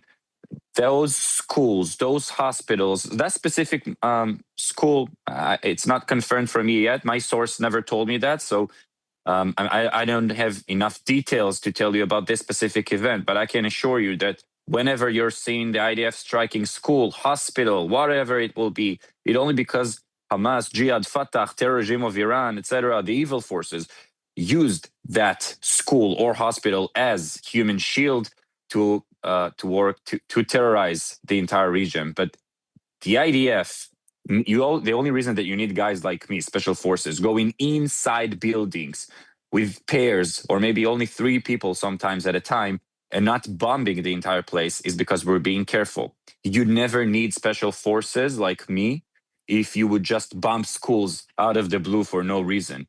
If we're bombing school or hospital, it's only a precise strategic strike that could absolutely hold the international law and justified by its demands. I can assure you that. I will learn more about that case, but this I assure you, we have never, not a foot soldier, not an aircraft, not a sea force, nothing. We would never harm civilians intentionally. It's just impossible. And I've seen, I don't want to say everything, but plenty in my 12 years in the battlefield. Yeah, I want to get in general. Just the opposite, by the way, sir. Just the opposite. Where sometimes we would risk our lives in order to save the civilian lives, if it makes sense for you. Yes, you could be in a shooting battle, you'll see a 10-year-old kid on a bicycle and you'll stop your fire, you'll cease your fire, because you don't want to harm that 10-year-old Palestinian kid. No, I'll tell you also what happens is, Mr. Cohen, we've seen this even during the recent Operation Sindoor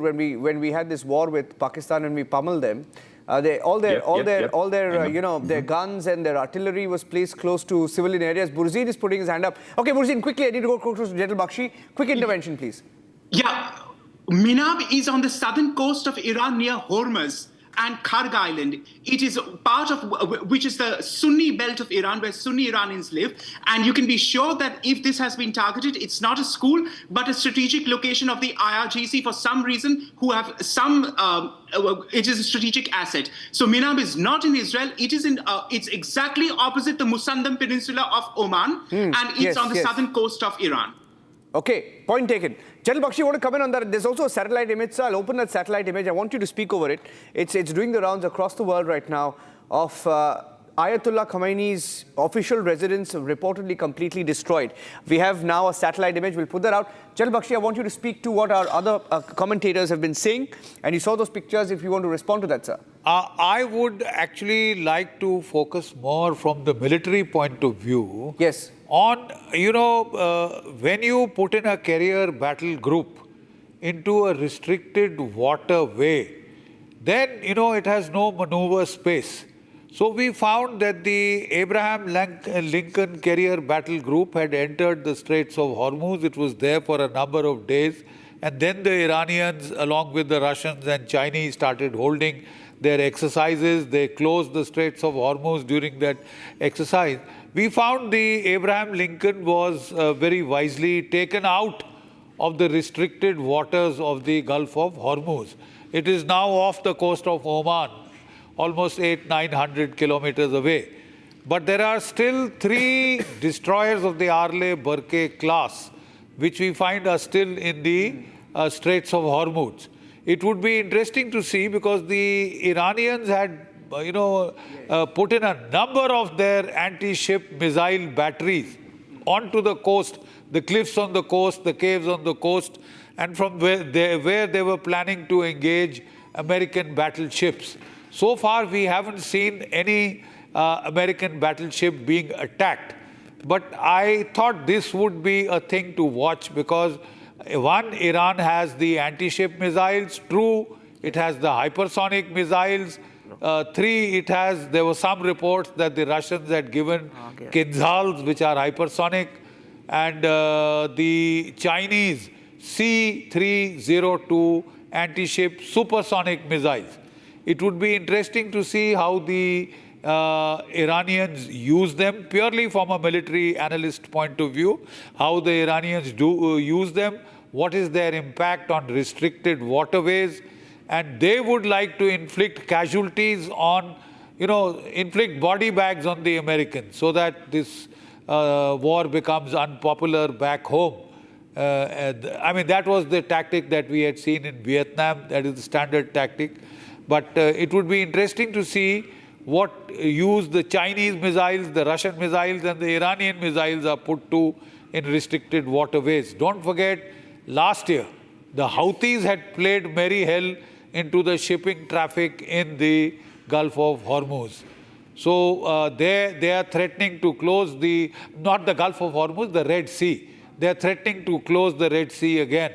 And we'll have to see how that goes and what impact does it have on the transshipment of oil, movement of oil, and global oil prices.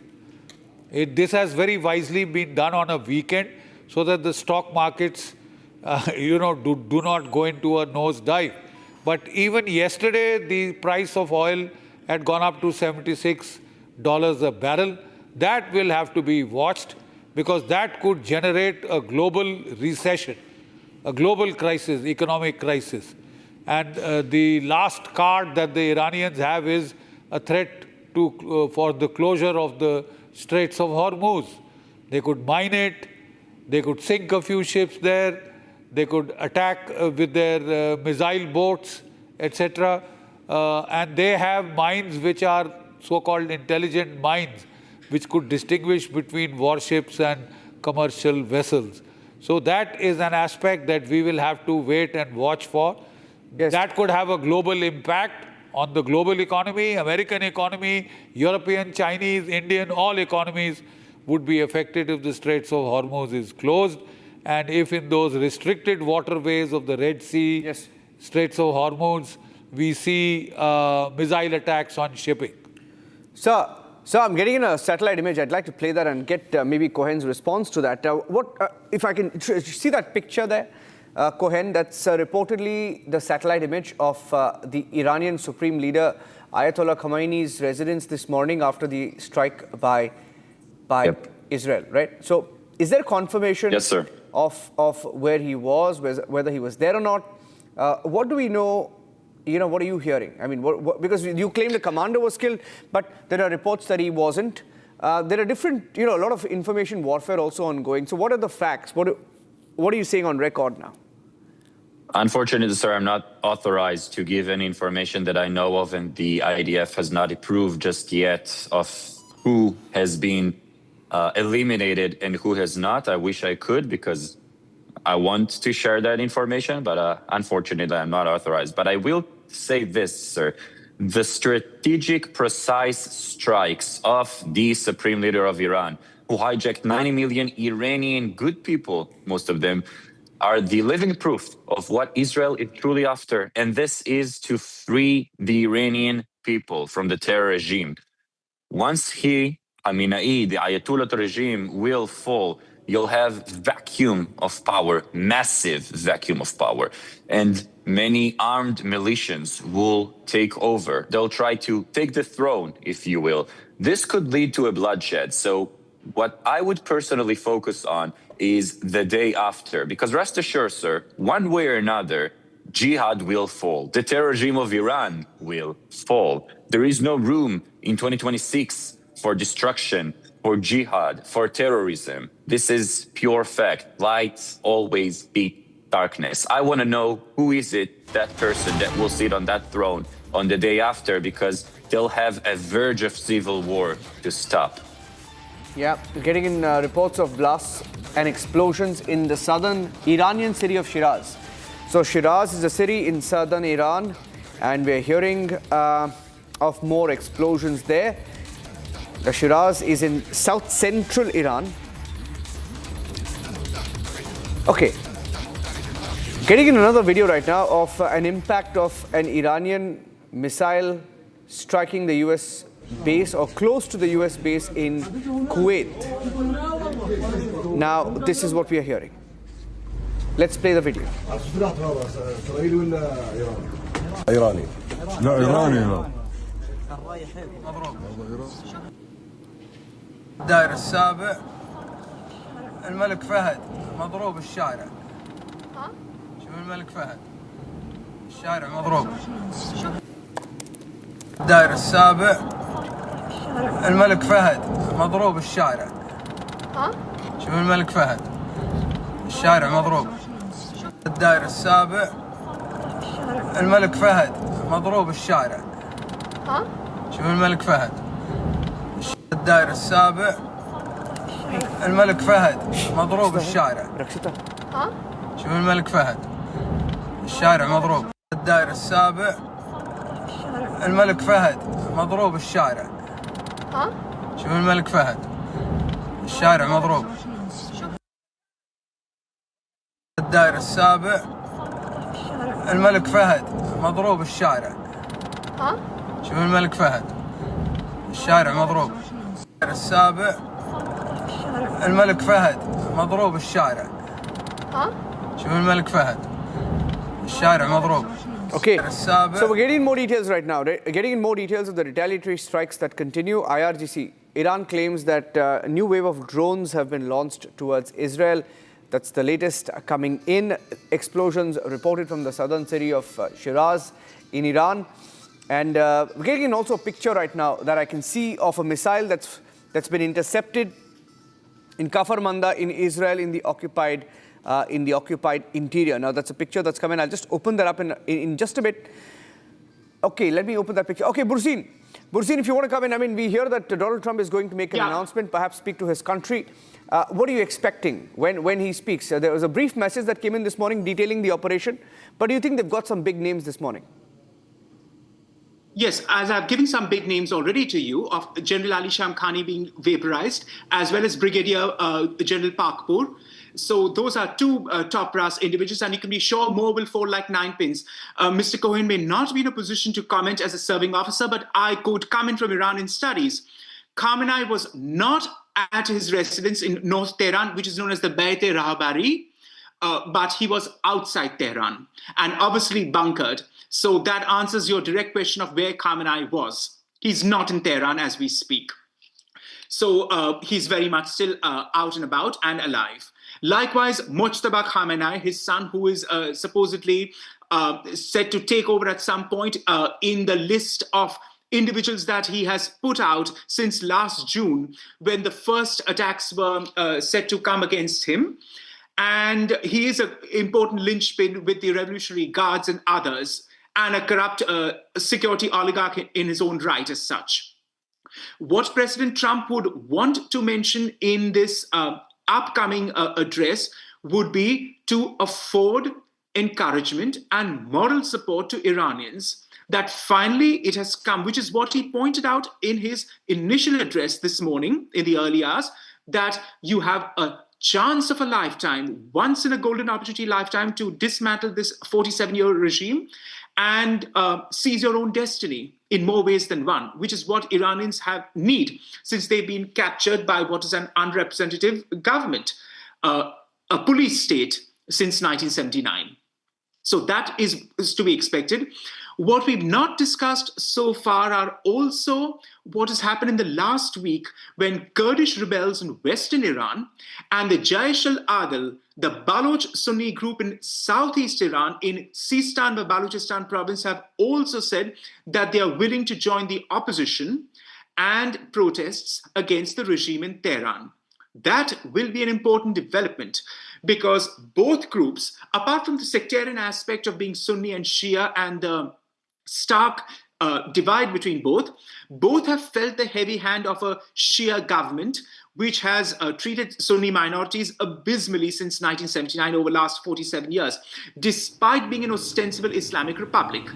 Can I also point out here that Tehran is the capital of an Islamic republic, yes, right, Mr. Cohen, but there are no mosques in Tehran for Sunnis, even after 47 years. So that tells you what Iran is as a country. Burzin, I have to interrupt you there. We have some breaking news coming in. It's a latest visual that is we are now receiving. It's going to play out on the screens. This is a missile that fell due to interception missiles. Okay, before that, we are going to update you that Pakistan bats for Iran openly now, and it is questioning United States strike. Pakistan calling American attack on Iran unwarranted. That's the breaking news we have right now. Pakistan supporting Iran, questioning American strikes. That's the breaking news. And I have Major General G.D. Bakshi with me, and I also go across to Stav Cohen also. But before I go across to our guests, this still that I was talking about, we just received, that is a missile. This is a video from Kafar Manda. Kafar Manda in Israel. That's the visual we have of a missile that was downed due to interception missiles in Kafar Manda in Israel, in the occupied interior. Breaking news coming in right now. Stav Cohen continues to be with us, representing the Israeli Defense Forces. Sir, how do you react to what Pakistan is saying now? Pakistan is openly backing Tehran. Mr. Cohen, can you hear me? Okay, I'll just go across to Major G.D. Bakshi. Sir, well, clearly we see that I think favorite Field Marshal is going against United States. That favorite Field Marshal had also signed a pact with Saudi Arabia that any attack on Saudi Arabia would be an attack on Pakistan. So I don't see him taking up cudgels against Iran. What is he going to do? I mean, this whole thing was an overplayed joke. And now the Pakistani Field Marshal, alias Failed Marshal, is hoisted with his own petard. What is he going to do? Fire off missiles on Iran? Is he going to fire nukes? He is condemning the United States. And he had gone and sat in Donald Trump's lap. 3 visits in 3 months to Washington, D.C., armed with a suitcase full of so-called rare earth and copper and tungsten, etc., as a traveling salesman. So he seems to have had a change of heart, man. Right. Absolutely. Well, we are just going to play out another visual, and I'll go across to Mr. Cohen, will be just joining us here. There are 28 buses at least that have caught fire because of the Iranian strikes. That's the latest update we're getting in right now. We'll just play out that video. 28 buses, dramatic visuals, 28 buses burned in Tel Aviv. This is right from Tel Aviv, as you can see, all charred. 28 buses, all in line, charred due to the Iranian missile strike. Breaking news coming in. Just put that audio up if you could understand what's happening on ground.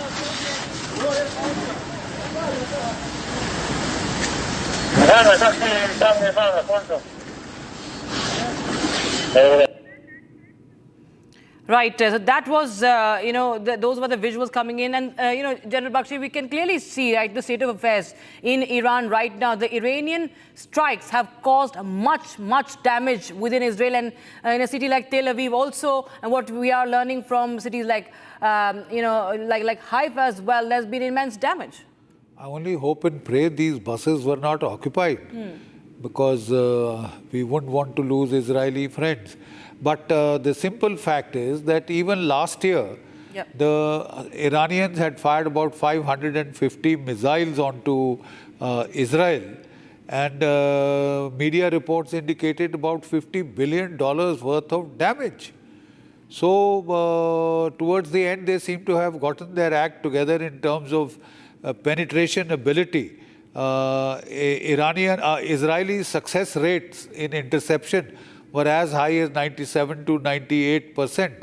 And that is one of the reasons why we have we are seeking agreements with Israel to share that Iron Dome technology. We already have the Barak 8 missiles in our layered air defenses, which have proved to be very effective, along with a combination of S-400s and Baraks and Akashes. But missiles had gone through last year, especially the hypersonic. Unfortunately, to the hypersonic, there is no known interceptor. I mean, the Patriot, nor the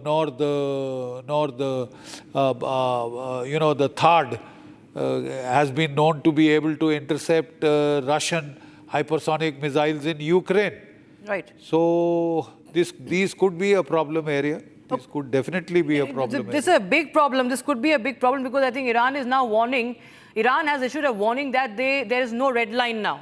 That there is no red line now. I think we are just getting in more breaking news as we speak. Even we are getting visuals from the U.S. naval support activity Bahrain base that is witnessing a blaze. Okay, this is the video that I'm talking about. The U.S. naval support activity Bahrain. That's the Bahrain base. It's on fire. You can see that mammoth plume of smoke there. You can see the extent, the scale, and the magnitude of that strike. That's the Bahrain base, and there's massive damage, what we understand. It's on fire after the strikes from Iran. That's the breaking news we have right now. Exclusive footage on Republic TV coming in from the Bahrain base. And as we speak, there are more and more such visuals that have come in from different locations across West Asia. The damage that has been inflicted by the Iranian missiles. So that's clearly we can see. We are also getting in more guests. Okay, we have guests from Istanbul. Helin Sari. Helin Sari is joining us. He's an associate professor, international relations, Istanbul Medinit University. All right, Helen, how do you see this? What's really happening right now, ma'am? This is a situation that is going to get even more grave now. Iran now is saying that there are no red lines anymore and they will do everything possible. Well, it's a complete chaos. What I see is a big danger, a big risk for the region, unfortunately. It's not only about any kind of clash or, let's say, conflict between Israel, US, and Iran. This is something which can cover the whole region, including the countries like Turkey, my hometown. So we have to be very careful at that moment because it's a delicate situation in which all sides should really be rational, think in detail, plan for the future cleverly, because for the countries like Israel, unfortunately, sometimes they are being nourished from tension, they are being nourished from harsh politics supported by military means. But this is the last thing that we need in this region. I mean, I'm from Turkey, and I can see as an international relations associate professor that we do not need any more tension, any more chaos for our future. So every side, all counterparts should be really clever about what they are doing. Where do you see this, now spilling over? How do you see the other forces in West Asia reacting now, ma'am? Even if you can just give some more context from Turkey also. Well, what I see from the Turkish side is that quite in harmony with the traditional Turkish foreign policy approach, that Turkey is really calm and trying to be careful about what it says, what it does. At that moment, I think it's in a kind of wait-and-see moment. But for the Gulf countries, this is not the same thing, as they are being attacked by Iran at the moment, as they have American bases. Turkey also has American bases, but it would be a big, let's say, step if Iran does the same thing against Iran. I don't think that against Turkey, I don't think that Iran can venture that. I don't think that Iran can attack the American forces, American bases inside Turkish territories, but it does. Iran, Tehran does that against the Gulf countries, which are in smaller scale compared to Turkey. So for that reason, I believe that there is a kind of balance, traditional balance in terms of Iranian-Turkish relations, and both sides are trying to be really careful about protecting this balance. But the tension regarding the Gulf countries, Gulf Arab countries, it's quite high at the moment. As Jordan also quite recently underlined that it is intercepting the missiles from Iran. So almost whole Middle East is somehow under attack and in quite a big risk at the moment. Right. Just stay on with us. We are just getting in some breaking news, and that's about what Iran has said is the latest warning. Iran declaring there's no red lines in the war. No red lines in the war. That's a very, very serious statement that we are getting in right now from Iran, saying everything is possible now, including responses that were not previously considered. What, in your understanding, Ms. Helen, does Iran mean when it says responses that were not previously considered? Exactly. Iran is such a big country in terms of territory and in terms of its civilizational understanding. So we cannot compare Iran with the countries like Syria or Iraq, which, in my point of view, had been, let's say, established artificially, especially by the Western powers. So I don't see Iran equal to Iraq or Syria or some of the other Middle Eastern countries, especially those in the Gulf.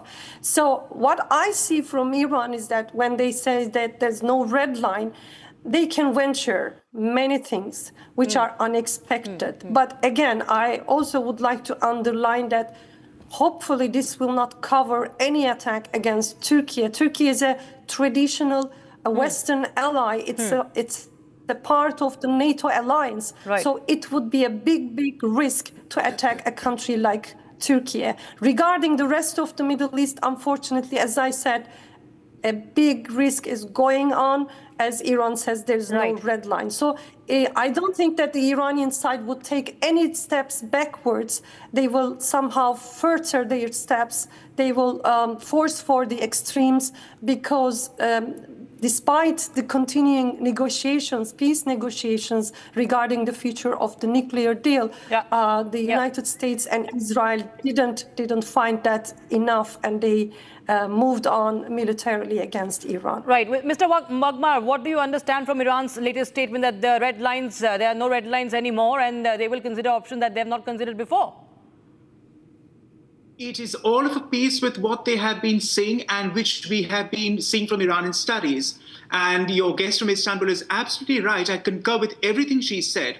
Iran has to go all out because it's a desperate, embattled, beleaguered regime.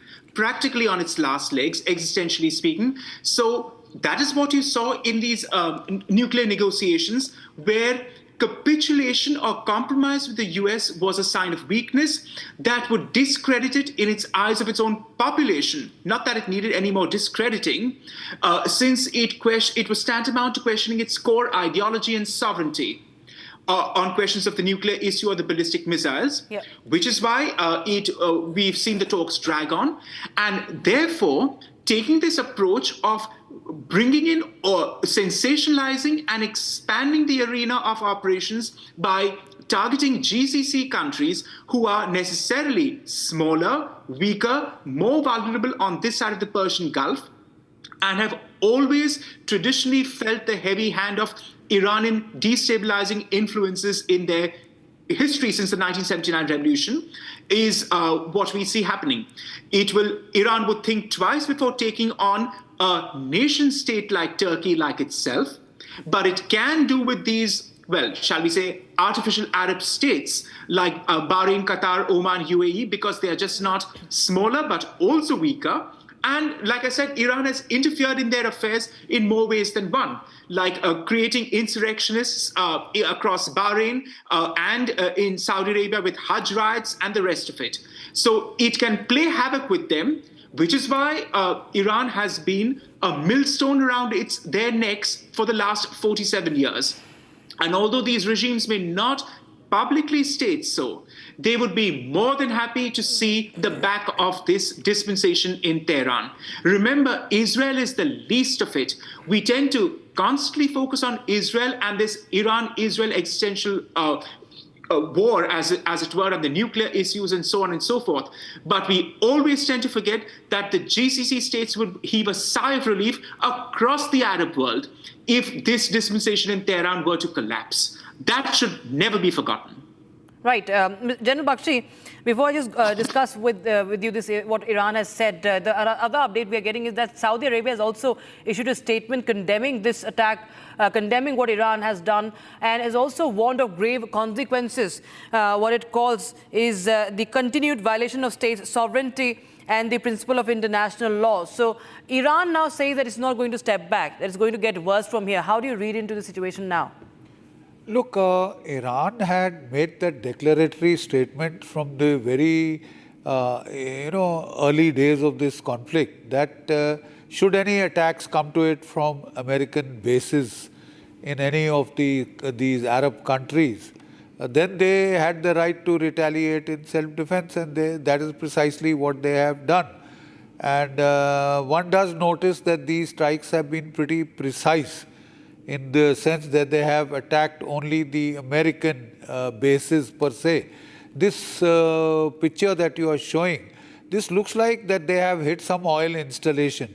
Dense black, oily black smoke, and continually, ever since that base has been hit, looks like some oil installation has been hit there. I'm not passing any value judgments or this thing. I'm just looking at it from the point of view as a military analyst, trying to assess what course this conflict would take, what could be the option matrix of both the sides, what would be the damage templates, because there are lessons to learn. Indian armed forces have to learn their lessons clinically from any conflict. So I'm eschewing any value judgments, and I am focusing solely on the military content. Right. This looks like some oil installation has been hit. Yeah, right. We are also getting in more and more visuals that we are breaking right now. There's another visual that is getting in on your screens right now. It's what we are going to play from Doha now. This is, in fact, this was an Iranian missile approaching Doha. And this is a dramatic scene. People running as it falls over, producing a loud explosion. We can have the net up, we can have the audio up. Thick smoke, flames, that loud boom you can hear. People in a obviously panic mode.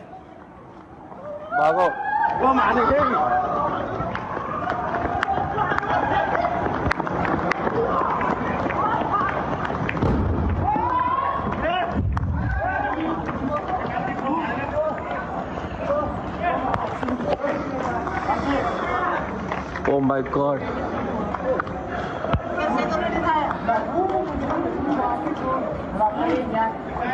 Boys, look at other, look at other. Look at other. Look at other, anything here? Oh my God. बिल्कुल मेरे room के सामने.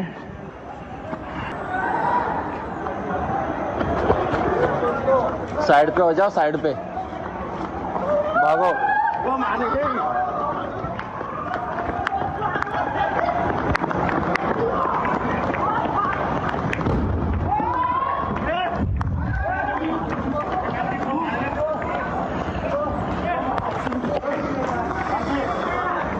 Oh my God.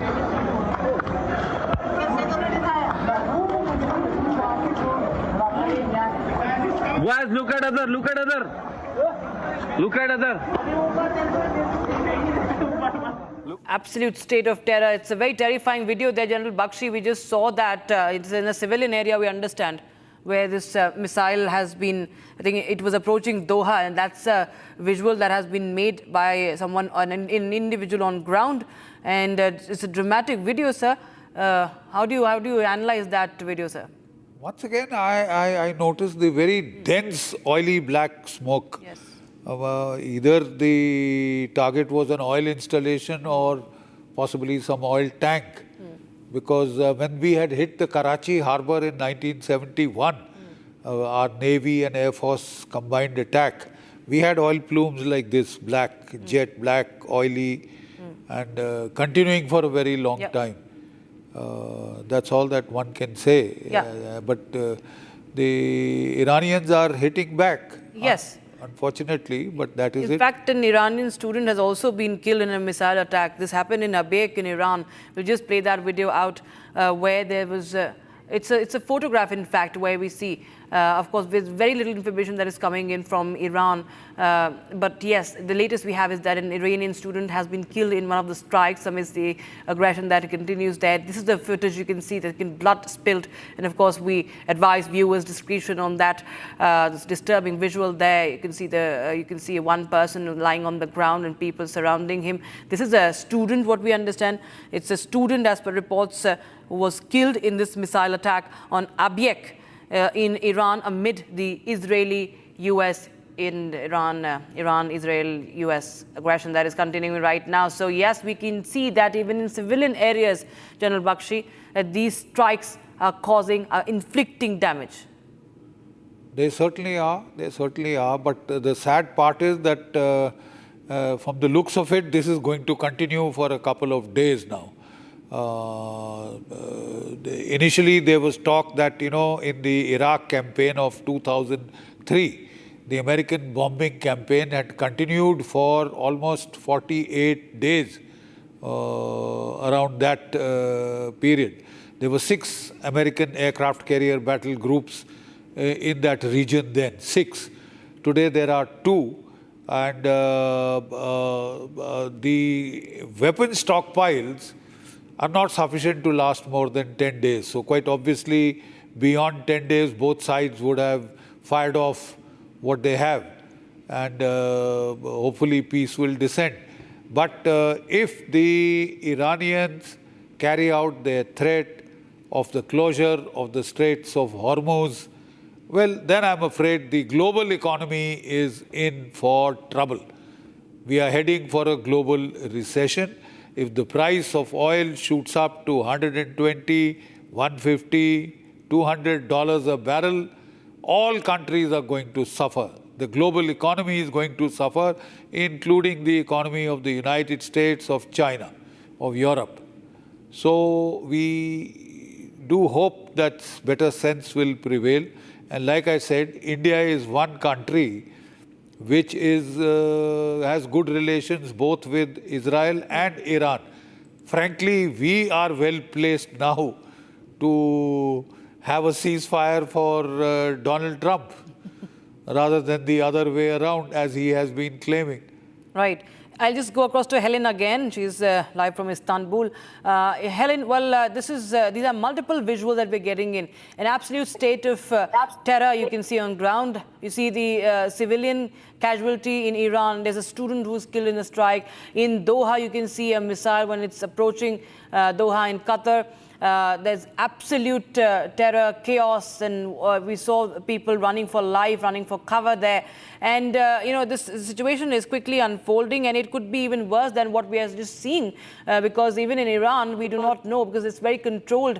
The internet has been a long time snapped out. We do not know what's the situation in Iran, but anything that you're learning from your side, and how do you analyze what's happening and what's really going to happen next? Because we understand that this is escalating now, and there are multiple countries now involved. At least 6 countries are under attack.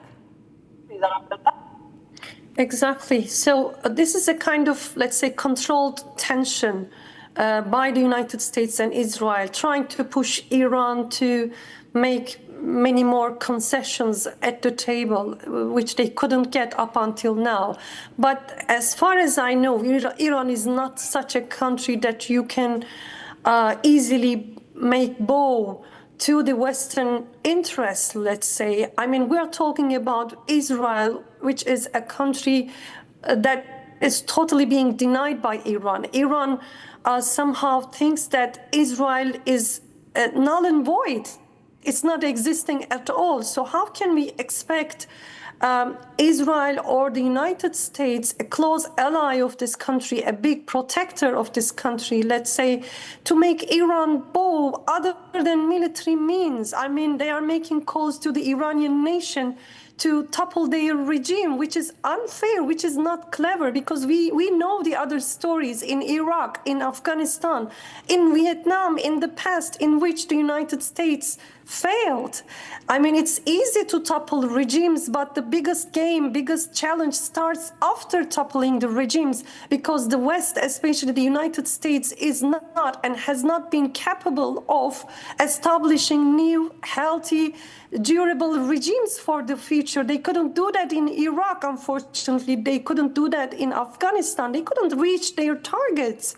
So how can we expect these 2 countries to persuade the Iranians to go out to the streets and try to topple their regime? I mean, with such military escalations, unfair attacks against the regimes, such as in Iran, I mean, the people will be consolidated around their regime. They are the Iranian civilization. They are coming from the Persian civilization, and they are totally aware of that strength. This is something that the United States and Israel cannot understand. The only thing they can use is the weapons, the military option. Other than that, unfortunately, they are far from reaching their targets in the region. General Bakshi, you feel that Iran will be coming to the table now? I don't think so, not after all this. And the simple fact is, I agree with this lady. When has the Americans been able to bring in a democratic dispensation? In Iraq, in Afghanistan, in Libya? We've only seen chaos, dismemberment of functional nation states. That's all that we have seen. So all this regime change business, I don't think America has the divine right to impose regimes on the rest of the world.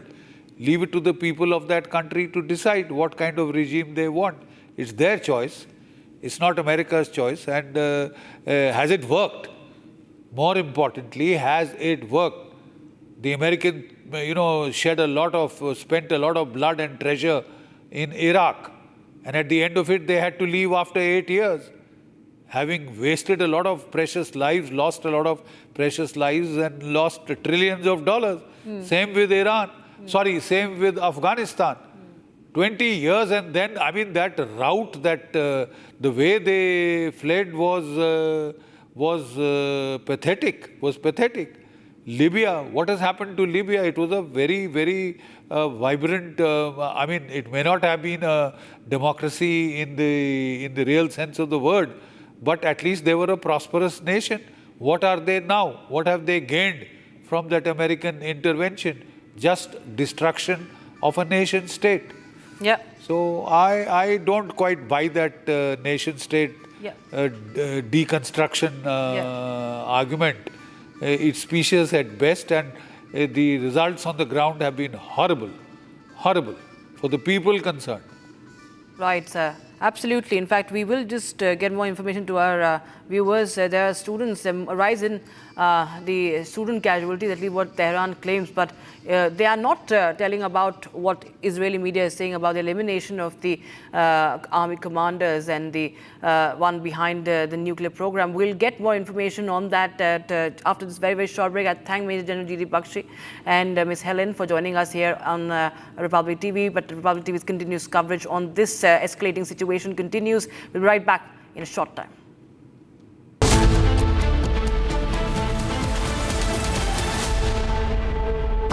Pure सूजी pasta उबालो मिलाओ और खाओ 8 minute में तैयार क्या taste है सबका राजा हार्डकोर मसाला केसरिया से मन जोगी हुआ रे दिल झूमे देखो मतवारा हुआ रे केसरिया से मन जोगी हर पल मनाओ केसरी त्योहार विमल बोलो जुबान केसरी आधे बाउल दही में 4 चम्मच MDH चटनी पुदीना मसाला डाला, स्टर करो, पुदीना चटनी तैयार। MDH चटनी पुदीना मसाला। Now here's the reality. It's fact, not fiction. You are sitting on a plane. You're boarding the plane in the national capital of India for Leh at 6:08 in the morning.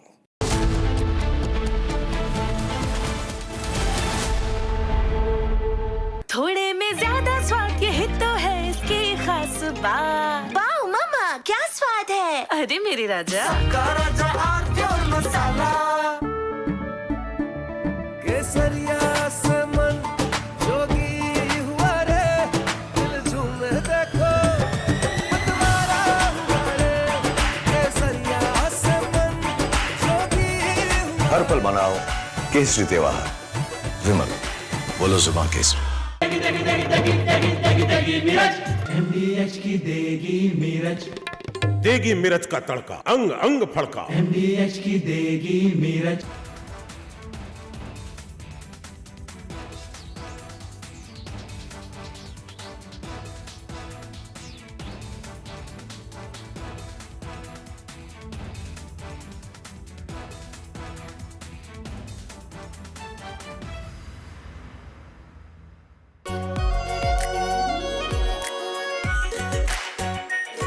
Pure shahi paneer masala delicious healthy everyday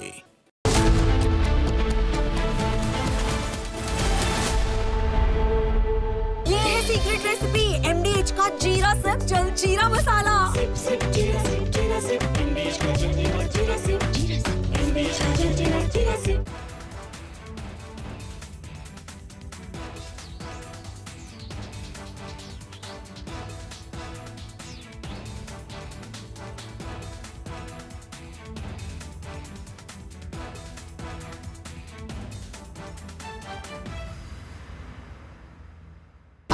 pure सूजी pasta उबालो मिलाओ और खाओ 8 minute में तैयार क्या taste है सबका राजा हार्डकोर मसाला Now here's the reality. It's fact, not fiction. You are sitting on a plane.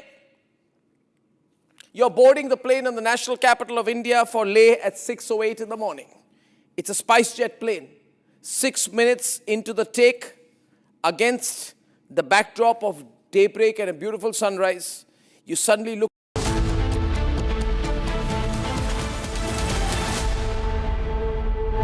थोड़े में ज्यादा स्वाद ये तो है इसकी खास बात। वाओ मामा क्या स्वाद है? अरे मेरे राजा सबका राजा और मसाला MDH की हल्दी मिर्ची धनिया करे कमाल ये रंग दे ये खुशबू दे ये तीखा ये कम पड़े क्या निराला MDH masala Now here's the reality. It's fact, not fiction. You are sitting on a plane. You're boarding the plane in the national capital of India for Leh at 6:08 in the morning. It's a SpiceJet plane. 6 minutes into the take, against the backdrop of daybreak and a beautiful sunrise, you suddenly look to your right towards the wings and you see the flames of fire on the wings of the plane. Your plane is on fire. Ladies and gentlemen, these are real visuals.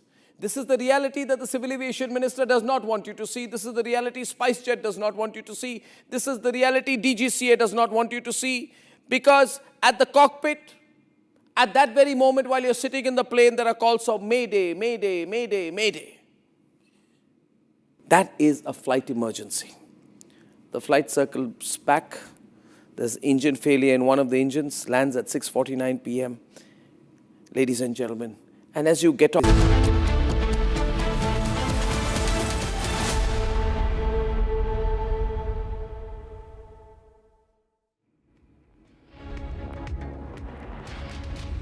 all right, we have more breaking news coming in right now. This is as the situation escalates. We have more visuals, and this is from...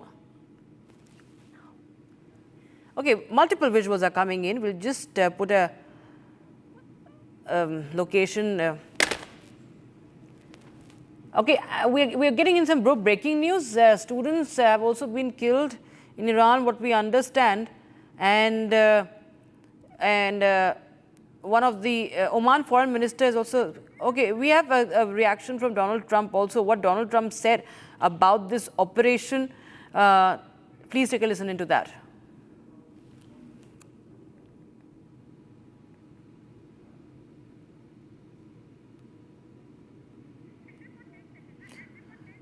Okay, so in fact, these are visuals from the locations where Iran has conducted strikes. Tehran, Isfahan, Ayatollah Khamenei's home that has also been hit.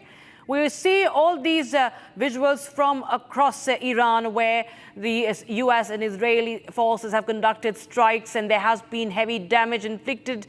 In fact, Israel also claims that the IRGC commander has been eliminated, that even the one behind